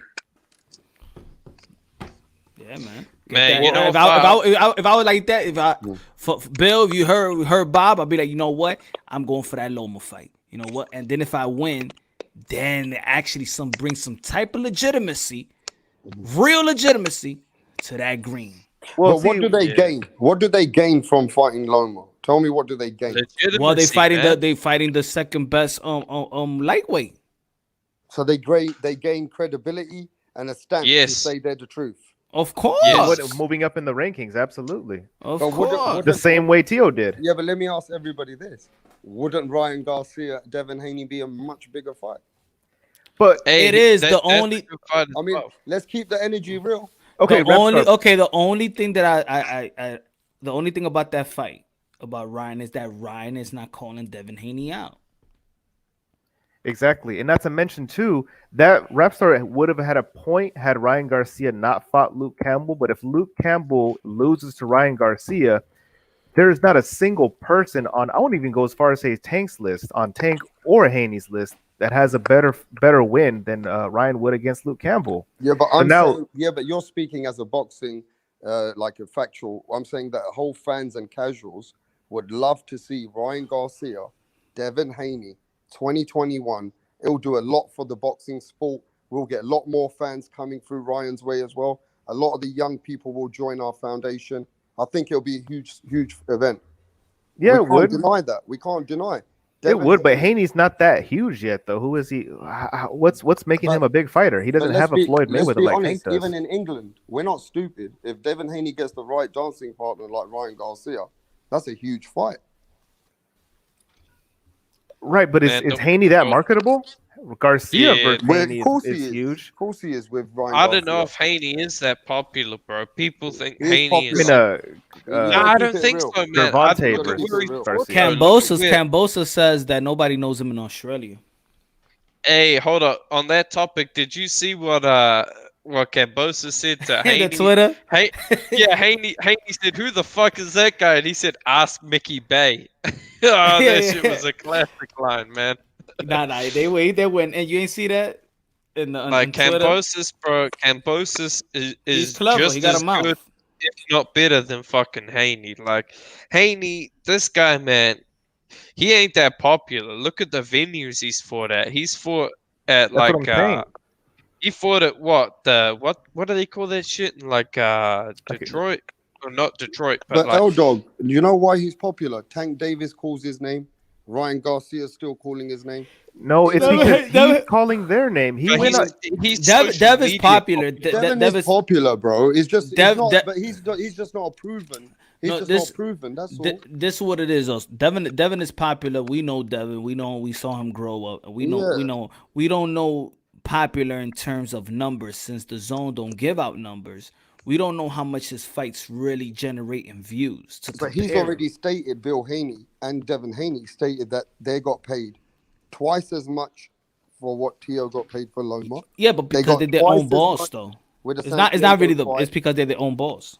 And they got twice as much from the fights what Tio got, because they're self-promotion, so they can make their money differently, right? It was stated yesterday. But we know DAZN overpays fighters as well. I mean, Derek Chisora got paid more than Errol Spence and Tank Davis put together. Bingo. Is he a bigger star than Bingo. either of them? No. But DAZN just overpays fighters. Like DAZN paid Jesse Daniel Vargas. Jacobs. DAZN paid Daniel Jacobs over $5 million to fight Gabriel Rosado. How much did they pay Jesse Vargas to fight Mikey Garcia? Because they paid Mikey Garcia over 7.5 million for that. A fortune. Like, that's the thing with DAZN. That's why DAZN paychecks, they don't mean nothing about stardom. I mean, Golovkin ain't the biggest star anymore. He's still making like $16 million a fucking fight. Right. Now, so I do think in terms of style that it will be more of an action fight. I think with Cambosos and Tio. I think what needs to happen if they want to make this fight in the future, they have to appreciate that Teofimo Lopez is the A side because of accolades, what he is as a person in the boxing today, and where he stands. But that's but as the money wise, now if they want to say the money wise, well then they got to bring the money to the table then, because Teofimo Lopez is who you're chasing. He's not chasing you. You need him. He don't need you. Exactly. So if you need him, you have to appreciate that he's the A side. Bring the money to the table, and Teofimo Lopez will probably change his mind and fight. Apart from that, it's all capping. It's all capping. Yeah, but this is what I was saying also to Bill. I said, you see how, let's say y'all talk about money, Tank talks about money. Okay. If these people, if let's say the Tank of the world, they say that he's the A side. Oh, you the A side? Okay. So let me get my A side money, and I'll come right back with the belts and being the A side. And all right, so let me go get my money. Now people say, well, why you gonna get your money? Well, everybody's talking about money too. Can I get mine too?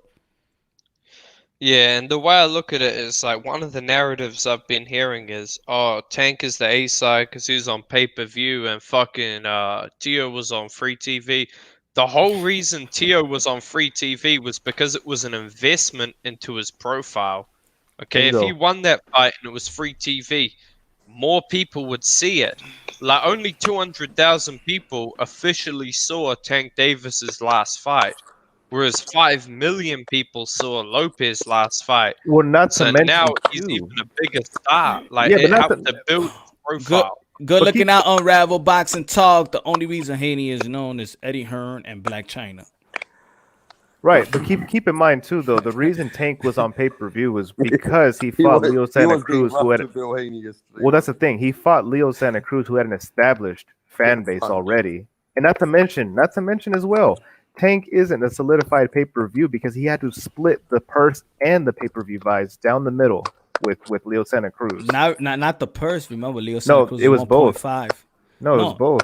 Leo was 1.5. Tank was 1 million. They split the 50-50 on the pay-per-view. Okay, let's ask everybody as fans, and let's keep it real for the Haneys as well.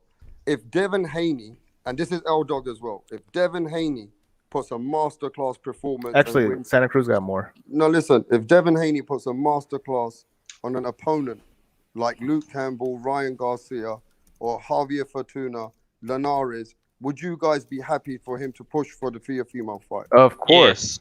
Yes. Okay. But- I'll say bring it on. I'll say real. bring it on. Basically, what had happened, because we've been talking about this for months. So when Garcia versus Campbell was announced, when Tank versus Leo Santa Cruz, when you get what I'm getting at, right? And then Haney goes and picks, it was supposed to be Gary Russell, but something fell off with that. So then he goes and fights Gamboa. We all had question marks surrounding it, and then what did we say from the beginning? Look, we'll give him 5 rounds. Just go and mess this dude up, just like you said you would. He goes and puts on a 12-round performance where Gamboa even looked like he was ready to go to the club right after the fight. And we all sat there and said, okay, this is the same guy that's saying that everybody's ducking him. Like, what the hell was that? Hey, DMP, you know what the question mark was for me? What round will Haney knock out Gamboa? And then he didn't even fucking do it. I was shocked. Didn't even hurt him. Didn't even wobble him. I was shocked, man. I couldn't believe that shit. Gamboa has never lost a fight except for knockout up until that point. Yeah, like, but he'd been knocked out 3 times, and he'd been dropped something like 17 times in his last 10 fights. And I wouldn't have really gone too hard in on it had they not said that we were going to mess him up, we were going to retire him, we were going to hurt this Drop guy him badly. 5 times and knock him out, right? I mean, we were That's what expecting they a slaughter fest. That's what we expected. And we were like, so you know what? We'll buy into the Haney hype if he does exactly what he promises. But then none of that, came to fruition. So I couldn't believe that shit, man. Like, Haney is pillow fisted. You expect Paulie Maldonado. how are we expecting this dude, man, to beat Teofimo? Like, man. Let's be honest. Let me ask you this though. Hold on, Rapstar. Go ahead, Carlo. Go on, Carlo. Let's be honest. Gumbo was like tailor made for Haney to be knocked out, right? Yeah, for me, it was. Yeah, same here. So, what does that mean? He didn't knock out Gamboa. Was that really uplifted his career, or is it more questions about his career? I don't know. I don't think it bring any type of new subscribers. All it does is tell us, yeah, Haney can box. He has no power.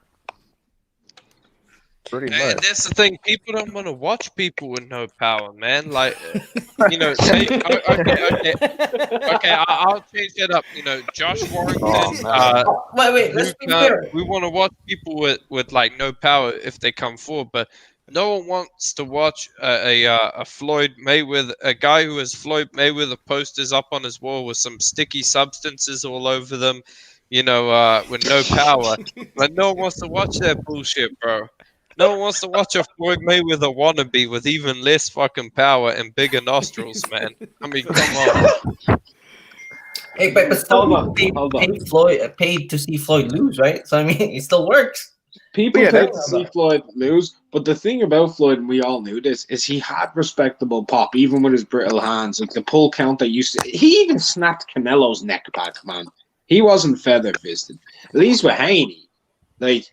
I didn't even really see him rock Gamboa. No, he didn't. Have you seen Gamboa? I'll be honest. Think of it like this. Okay, let me ask everybody this. There's been 3-4 fighters which have made it in boxing and been fan favorites and done amazing in boxing without that much power, L-Dog. Paulie Malignaggi. 2 times. Man, Paulie ain't no fan favorite. No, but listen, no. Only reason, Wait. Let me. L-Dog, do you think that Haney is the next Magic Man? I knew you were gonna say that. Hey, listen, I've been saying this, bro. I think Haney is the next Devin Alexander. Okay, he'll have a good career where he's like a 2-division champion. He unifies in 1 division. But if people think he's the next pound for pound sensation, bro, they're tripping. Like, But you see, he I'm could sorry. do better. L-Dog, he could do better than Devin Alexander. Because Yeah, he could be like the next Adrian Broner. and He the could be only a reason I say that is if you listen, man. if you listen to Bill, right? If you listen to Bill, and I know Bill will be listening in, you can see how protective they're being on this kid's career. Let's be real. We were Because talking that's about his dad. we mentioned Nakatani, right? We mentioned Nakatani and said somebody didn't like the fight because Teofimo's already beaten. So, we have to take our mandatory, and then 2 seconds later, it's like, well, the mandatory has to be ordered, so we can't. So it's like we're not fighting anybody unless we fucking have to.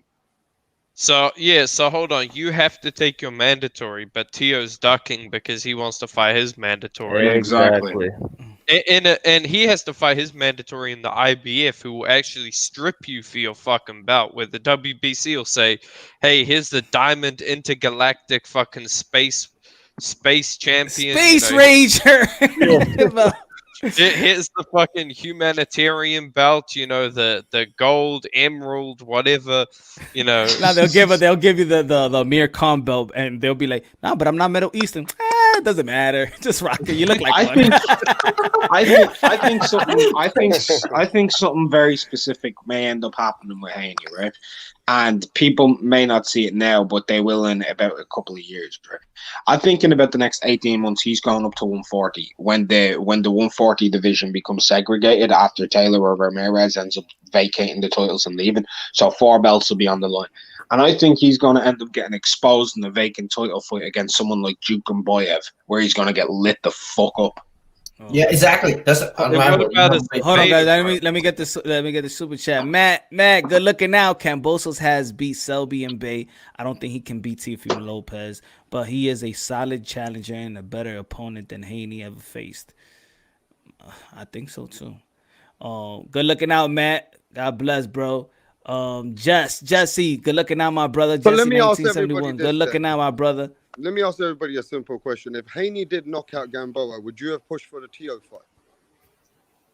I mean, I think we do talk about. I think we do talk about the Tio. Like he asked, what fight do I want to see? If you ask me what fight I want to see Tio fight next, I say Haney. If you ask me, I say Haney. But I say Haney too. Yeah, so I think we all agree that because we see Haney's got some attributes. It's just we know he doesn't have the pop. Now, if he doesn't have the pop, he has the skill to outbox one of those guys. He has the skill to stay away from the power and try and just do his 1-2s, little flurries, stay away from the pop from these kind of fighters like Tank and Teofimo. Right. Do you agree? But do you agree as fighting? No, I don't. I don't agree. Tell me the main reason. I'll say what. It's good doing that to Gamboa and Moran and not everything who are really slow-footed. Teofimo's feet are extremely explosive, very explosively quick. He'll close that distance ASAP on Haney. Well, I know. I agree with that too. So you don't think Haney could keep Tio away from his jabs? That's yet to be seen, though. No. I don't think he has a better jab than Teofimo, actually. Teofimo was out-jabbing Loma. We have to see Haney step up with the right caliber because he's got some talent. I think he's got some talent. That's the point I'm trying to get across. Yes. Yeah. You have a point, Rapstar, but to an extent, because that's yet to be proven with Haney. Who has he fought to really make us sit there and say, "Damn, okay, he is the real deal for sure"? Name one fighter. Yeah, that's what I'm saying about Teofimo. Like Teofimo has had the right matchmaking to prepare him. Like he's had the guy never lost one fucking round against Gamboa. He never lost a fucking round. But keep in mind, Gamboa is 38 coming off a torn Achilles surgery. I actually had him losing a round. Yeah, hold on. I got my book here. Was it round 5 or 6? I'm gonna go watch it. I love Punch. I love Punch. I had him losing a round. What was it round 8, Punch? Was it round 8? I think it was 5. Gamboa rocked him. I got my book here, buddy. Hold on, let me look for it. I had him losing while he's looking 2 for rounds. it. Let me be honest, as hardcore boxing fans, if he would never said nothing about knocking Gamboa out, and he never gave up the hype, Bro, he he's didn't gonna even retire drop him. the dude. No, but can I say this? And he never said nothing about retiring him, giving him his last retirement check, and he just outboxed him. Would you guys still been happy with the fight overall to see? No, I still would have made fun of him. I don't like him. Fuck him. I Gamboa still is would've made fun of him. 38 and came off a torn Achilles repair surgery. Like, come on. And a knockout loss. And got knocked out. Exactly. The sixth round. The sixth Oh, round. yeah, I knew it. 5 or 6. It was one of those. Yeah. The sixth round. And man, what I want to say about Teo is Everybody this go dude watch the 6th round and tell me Haney lost. Hey, but also And the hold on. When it comes and to the 10th round was a swing round. Hey, when it comes to Devin Haney, a little known fact is, when he was fighting in Tijuana, he actually lost to a fighter, and Rolly Romero mentioned this. He lost to a fighter, and the other guy had his hand raised, and then his dad went up to the fucking judges or someone, paid them some money, and they switched around the decision. If you look on BoxRec, I'm not sure if it's the same fight he was mentioning, but there is one fight in Tijuana where the scorecards were very close. We're gonna watch that later, Punch. No, they've taken it off YouTube. Wait. No, I wouldn't doubt it, L-Dog. Half of Haney's wins came against fighters in Tijuana with losing records. So, Yeah, Punch, how did you come up with 118, 109? Because remember, he got a point taken off on the 11th round with the holding. That's right. Wait, which one was the swing round? Which one is the swing round for you, Punch? The swing Which 10. one? Oh, the 10th. Okay. So let me ask you. No, this. nine, Have you nine, guys nine, been nine, watching nine. Devin Haney's amateur fights? Have you watched them? I don't care for the amateur fights. Yeah, but honestly. Yeah, have I've you- watched them. I've watched No, them. I do care. I do. See, I really care about You the know why I amateurs. care? Yeah, I care about the amateur fight because that's what the amateurs would let me say that Teofimo Lopez was gonna outbox Lomachenko. Yeah, but I'm a bit surprised by Mark because I feel Mark's a hardcore boxing fan, and I feel like Mark, we have to recognize that Devin Haney does have some great attributes as a skillful boxer. Now, you might not think he has the enough to keep Teo away from him, but I don't see Devin Haney might not even get hurt by the punches. He might have a granite chin. That's the thing. He might might but have a dude, granite chin. none of that's been tested. This is all speculative. I'm basing it off of what I've seen.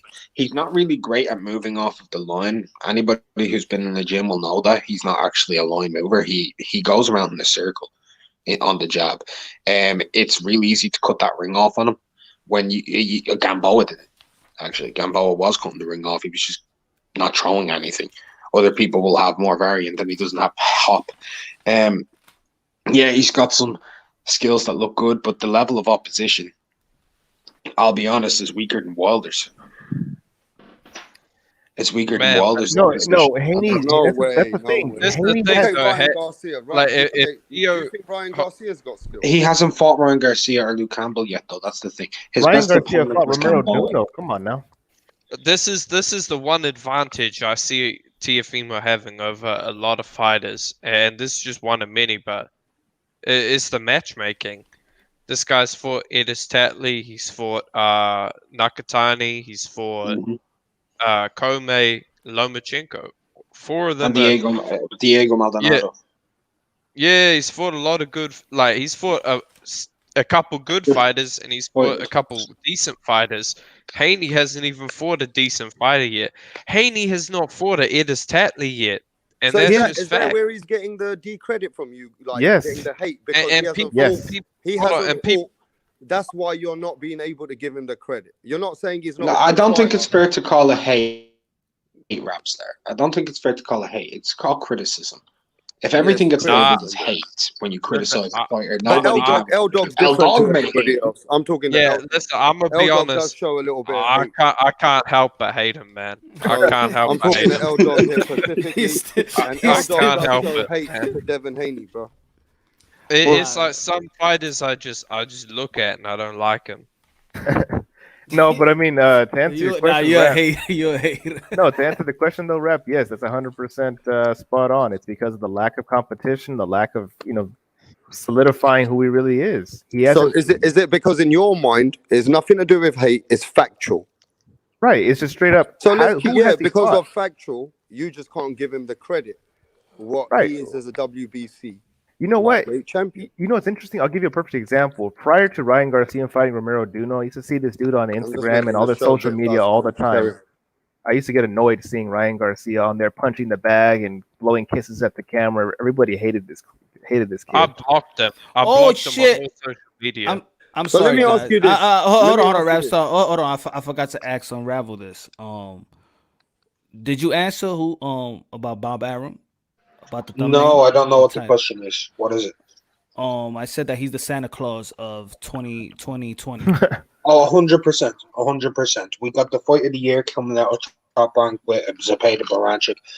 Tyson Fury versus Deontay Wilder was part Top Rank. Lomachenko and Teofimo, part Top Rank. They were the first people to stage things when Corona ended. They've put on the most Prospect of full the fight. year. I don't personally think they have prospect of the year, but that's I have Virgil. That's me. I think Virgil did really well this year. But all in all, I mean, they even gave us Clay Collard, boys. Come on. Yeah. That's the way I look at Top Rank, is they arguably have Prospect of the Year, Fighter of the Year, Fight of the Year, first to bring boxing back, and involved in the biggest fight of the year, which was Wilder Fury 2. The thing. Top Rank gave us so much. They even gave us other good fights that we haven't even mentioned, like Navarrete Villa. Great Ramirez fight. and Victor Postal was a good fight. Yeah. I mean, there was a fight that came on at Maloney and the first Maloney, what's his Joshua name? Franco. Joshua Franco. Really good fight. And it was free. I mean, they still hyped up Kell Brook and Terence Crawford. They hyped it up. I mean, and I know Uwe fought as well, man. I thought he was gonna be in the country, and he got to the country and he fought as well. Yep, I knew I fought. That Nakatani Verdejo was a good fight. Yeah, that was a great fight. They also have the most top 10 pound for pound fighters in Ring Magazine's list.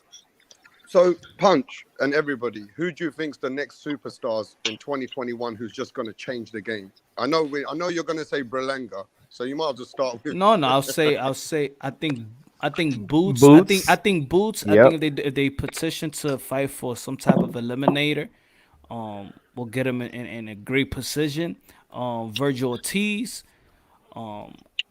I really think that whoever wins next week is really gonna fight? is really gonna Boots fight next. Who I want to see Virgil Ortiz fight next? Stanionis. That's who Boots Jared is gonna Boots, fight Ennis. next. Oh, Boots. I would like him to fight. Garcia, maybe. If Danny Swift Garcia will want to be one of those veterans that's gonna give them a title shot, maybe, or maybe, I know that Andre I don't know. Andre if he's Berto ready is for coming pro. back. Give him a name, or I don't know. Or but even give him- Adrian Josecito Broner. Lopez. Josecito You know Lopez. what? Yeah, I yeah. feel like Danny Garcia is too much of a step up. I feel like he might chin Drawn in. No, I like what Mark said. Give him- Josito Lopez, he's always in the gym. He's like a gym rat. And You know who He's I also think a is going very to have improved fighter. Very improved fighter. who I think is Yeah. going to have a breakout year and be the next star? Tim Tszyu. I think Tim Tszyu might have a breakout year. tell him why. Tell him who he's gonna fight, L Dog. Tim Tszyu. He's gonna fight. He's gonna look. I'm gonna say he might Australia in the because house. I think Castellano is gonna beat Teixeira, and I think Castano might actually beat Tim Tszyu. I think Castano's a fucking good fighter. You know what? But if You know, Tim Tszyu can beat him, holy shit! I you mean, know that's who's a gonna be- double-edged sword who can easily be a crowd-pleasing favorite is David Benavidez. You want to like him, but at the same time, he just, Unprofessional. just But there's unprofessional. no one Doesn't bigger care. than Berlanga. Everybody's eyes are on Berlanga. I Right don't now, care what yeah. Anybody fucking says Berlanga's the one that we're waiting to see. Yeah, right No, now, but what yeah. has held Berlanga as well was that he was in a car where 4.2 million people saw it. You know, Yeah, Correct. He was in that- and the Shakur fight had 2 million people watching at its peak when Berlanga fight. So this dude's been exposed to a massive audience, and Yep. they've got a lot of they need to have him fight on Puerto Rican parade day with Tio as the headliner. And That's he's what I just doing think the they- right thing. Have the people around him. Snoop Dogg. He Floyd Mayweather chilling with Floyd. Chilling with Snoop Dogg. Right, right. Lil Wayne, Fat Joe is out there pumping his name like crazy. Hey, So we gotta get Berlanga on Punch Drunk Boxing. Fact. got We gotta to, get got Berlanga to. on here, bro. Do you know who's going to make a lot of noise next year? Beck Bully. Who? Beck the Bully. Yeah, Bektamir Melikuziev. He's going to retire. Oh, yeah. He's going to retire Kovalev. He's going to Really? retire him. Yeah, he's going. Hey, What about Doesn't that guy? everybody want better What beef about against Bivol now? what Isn't that about the fight what everybody wants? what about that other dude, man? What's his name? I forgot, man. Shit, I gotta stop drinking a little bit. What about better beef and No, that Bivol? 154, the dude from that had Israel that fight. Madrimov. Yeah, him. I like that guy. What do you think about him, yo? What do you mean? He's Does it a look good right fighter, again but then? he's too reckless. He didn't look great A in his little last reckless. fight, man. He didn't look great in his last fight. That was the one that he knocked him down. The referee said no. Was it that Yeah. fight? Yeah. Hey, Oh, but That was a hard on a fight. side note, speaking about Big Bully versus Kovalev, did you guys see DAZN wants to sue Kovalev because he streamed their fucking fights? He was streaming on his Instagram. This dude streamed the Loma versus Teo fight. He streamed the Smith versus Canelo fight. This dude, like, man, he can't keep himself out of the fucking courts. Yo, Cove is funny, man. Yo, but why? What? But put it this way: why we think that these boxers supposed to be in, like they supposed to like have, like they supposed to have problems? I mean, they get hit in the head for a living. Like I never thought why people would think that boxers supposed to be on this constant professional, all right, straight-headed human being. Like it's weird to see Manny Pacquiao have all his faculties. That dude should be punch drunk. Pardon the pun. See, Yeah, man. Manny Pacquiao should be like in a wheelchair or something. Not in a wheelchair, but he should be sounding like Bo. James Toney. Like, you know what's funny about it? It's not funny, but I'm saying like James Toney had the reputation of one of the best defensive fighter, but he sounds like that. Yeah, James Toney was a beast, though, man. But he started off. He did start off with bad speech in the beginning, anyway. Like Tank. No worse. Like I mean, Tony's like always Rios. had slurred words. Always had slurred words. The first time I ever saw Tony when I was a little kid, he came on TV with Mickey Rourke. Do you remember Mickey Rourke used to be with James Toney promoting him? And he came on Jonathan Ross show calling out Chris Eubank and Nigel Benn on a live TV. That's the first time he put himself in like against all the fans in England. He was calling them out on live TV. Yeah, man. Frankie Randall. Yeah, I remember when I saw that fight with Chavez. I remember that shit like yesterday. I was watching with my dad. My dad was going for Chavez. He was screaming robbery. And me, I was going for Randall. I said the surgeon. Just to get my dad mad, I was going for Randall. But yeah, I was gonna say you know who might have a breakout year? Conor Benn, especially if I Josh was just Kelly gonna say beats. that. Thank you for saying it. I so appreciate. Dog, just take it, man. Go on, tell him. Yeah, if Josh Kelly beats Avanesian, that's what I'm talking about. Josh Kelly, my guy. Yeah, if they have Josh Kelly versus Conor Benn, man, that's gonna be a great fight. And I think Conor Benn, bro. He ain't no joke, rap star. My boy Josh Kelly's gonna box around your guy. Conor Ben Conor already Ben. said to everybody last week, if Kelly don't step up, I'm looking for a fight international. Josh He Kelly's told Eddie good, Hearn- rap star. Why do you he look? told Eddie Hearn, find me a fight overseas then. Wait, rap star. I have a question Conor for you, Benn rap is star. gonna beat Josh Kelly, man. I think I he's don't. gonna I beat don't him. think so. I don't think so because I think Avanesian's going to stop Kelly. Wow. Let's go, Kelly. Come on, man. Take that pretty boy out your system, man. And you know what, man? I still got confidence in Josh Kelly, guys. I still got confidence. Hey. Josh I don't Kelly think no Josh joke. Kelly's I don't going to be understand why you that guys don't cocky like him. anymore in the ring punch. I think he's going to be way more focused after that last showdown of his. I think he's going to have to change as a fighter a bit. I think he just need to lead the showboat to when he got a bunch of rounds in the bag, not showboat in the third round. You know what I'm saying? Just. I don't know. I still one more fight, y'all. I still believe. One more fight. Give me one more fight. But isn't the biggest fight for you and us, or is it just me, Josh Taylor against Ramirez for undisputed? Of course, that's a big fight. The only thing I think that we didn't, because I don't think that people just talk about it because ain't nobody. There's no signs of that fight not happening or ducking or Taylor calling somebody out, Ramirez calling. Nah, that fight is just gonna happen. It's gonna happen. Yeah, that Top Rank have said they want to make that fight early next year. So, Top Rank, I mean, looking at the fights they have to make, shit, they might have 2021 in the bag already. I mean, Beterbiev, if they can set up Beterbiev Bivol, they can set up Taylor Ramirez. Those two fights are cracking fights for boxing fans. One is undisputed. Don't and one forget is the possibility. Don't forget the possibility of being co-promotion in Anthony Joshua Tyson Fury, because that's still possible. Oh, that's And bigger and- than anything. That's and, bigger you know- than the whole boxing, bro. And Inoue and Casimiro, they could still do that. Yeah. But You know no, what I no, think no, no, no, that's great- not happening. I'm telling you right now, Casemiro and Rigondeaux is going to happen. A new way and Casemiro ain't happening. I know that. He ain't going over to the PBC to fight a new way when he just saw his Top Rank. Come on now, Pudge. You know, it would also be a great fight. Like a fight I really want to see if Joe Smith wins the WBO. I want to see him fight Beterbiev because I think Joe Smith stylistically, I would favor Beterbiev, but shit, that's a real tough fight for him because Joe Smith can crack. Joe Smith is tough. He's gonna keep coming forward. Like man, that's a fight of the year type fight.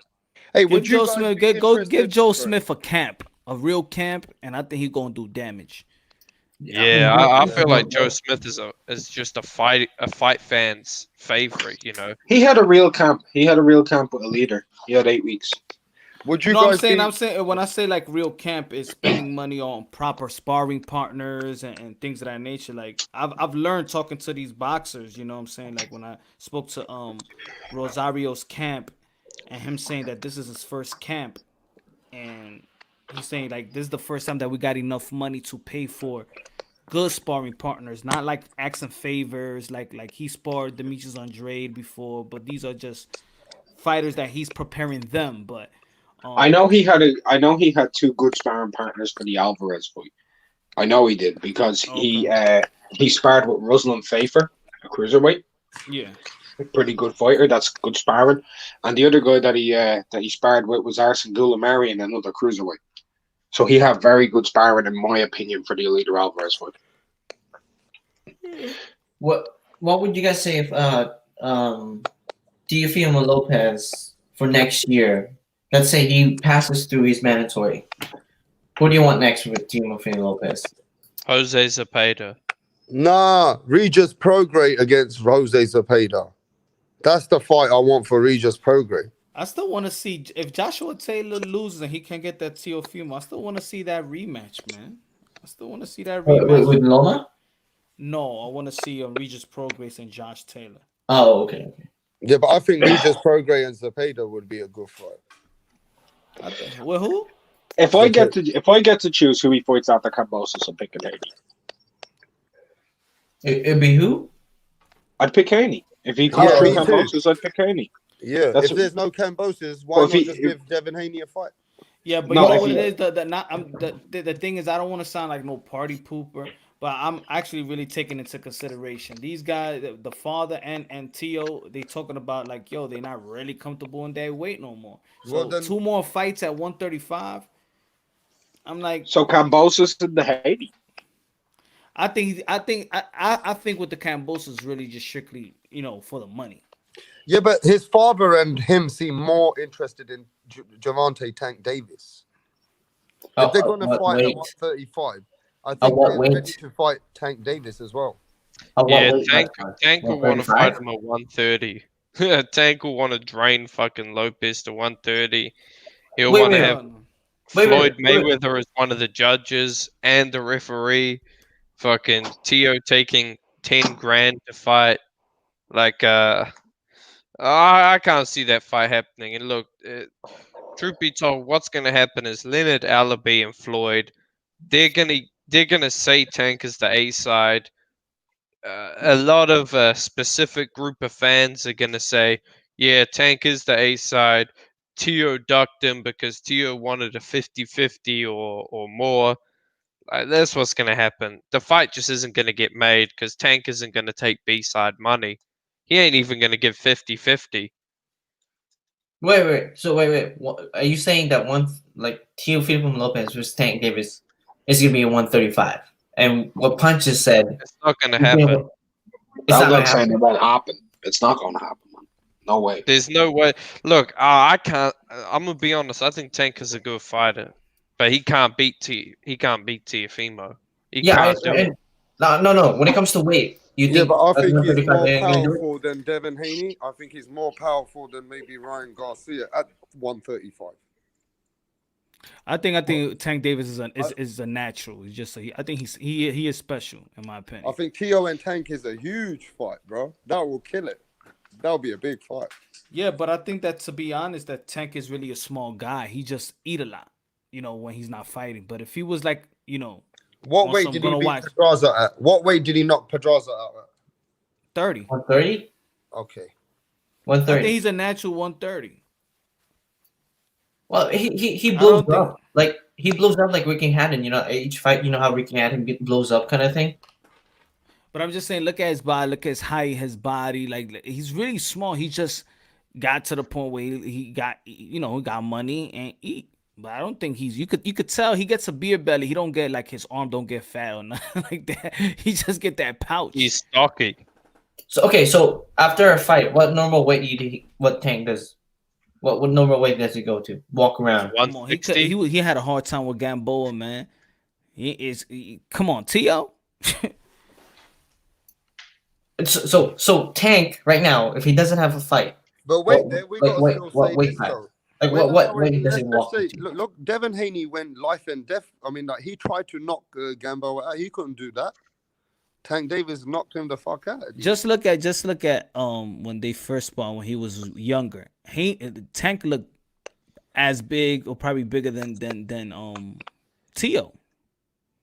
Of course, Tio looked tiny. Tio looked tiny. Was a young kid. He was younger, But look at now, who gonna look tiny? Rehydration. Who gonna look tiny? I don't think Tank looks tiny, bro. He's compared to Tio. I'm saying compared to Tio. I've been next to Tank. There's a video of me, and I'm just saying he ain't that tiny like you think. He's got a very wide back. He's got a big. Hey, neck. Yo. The man, big, bro. He don't look that tiny. You know what I mean? I don't know, man. He wide, man, big. Relax, bro. Sick. Look how big he looks at 130. Look how big he looks at 130, bro. Yeah, but I'm saying, look how big Tio is.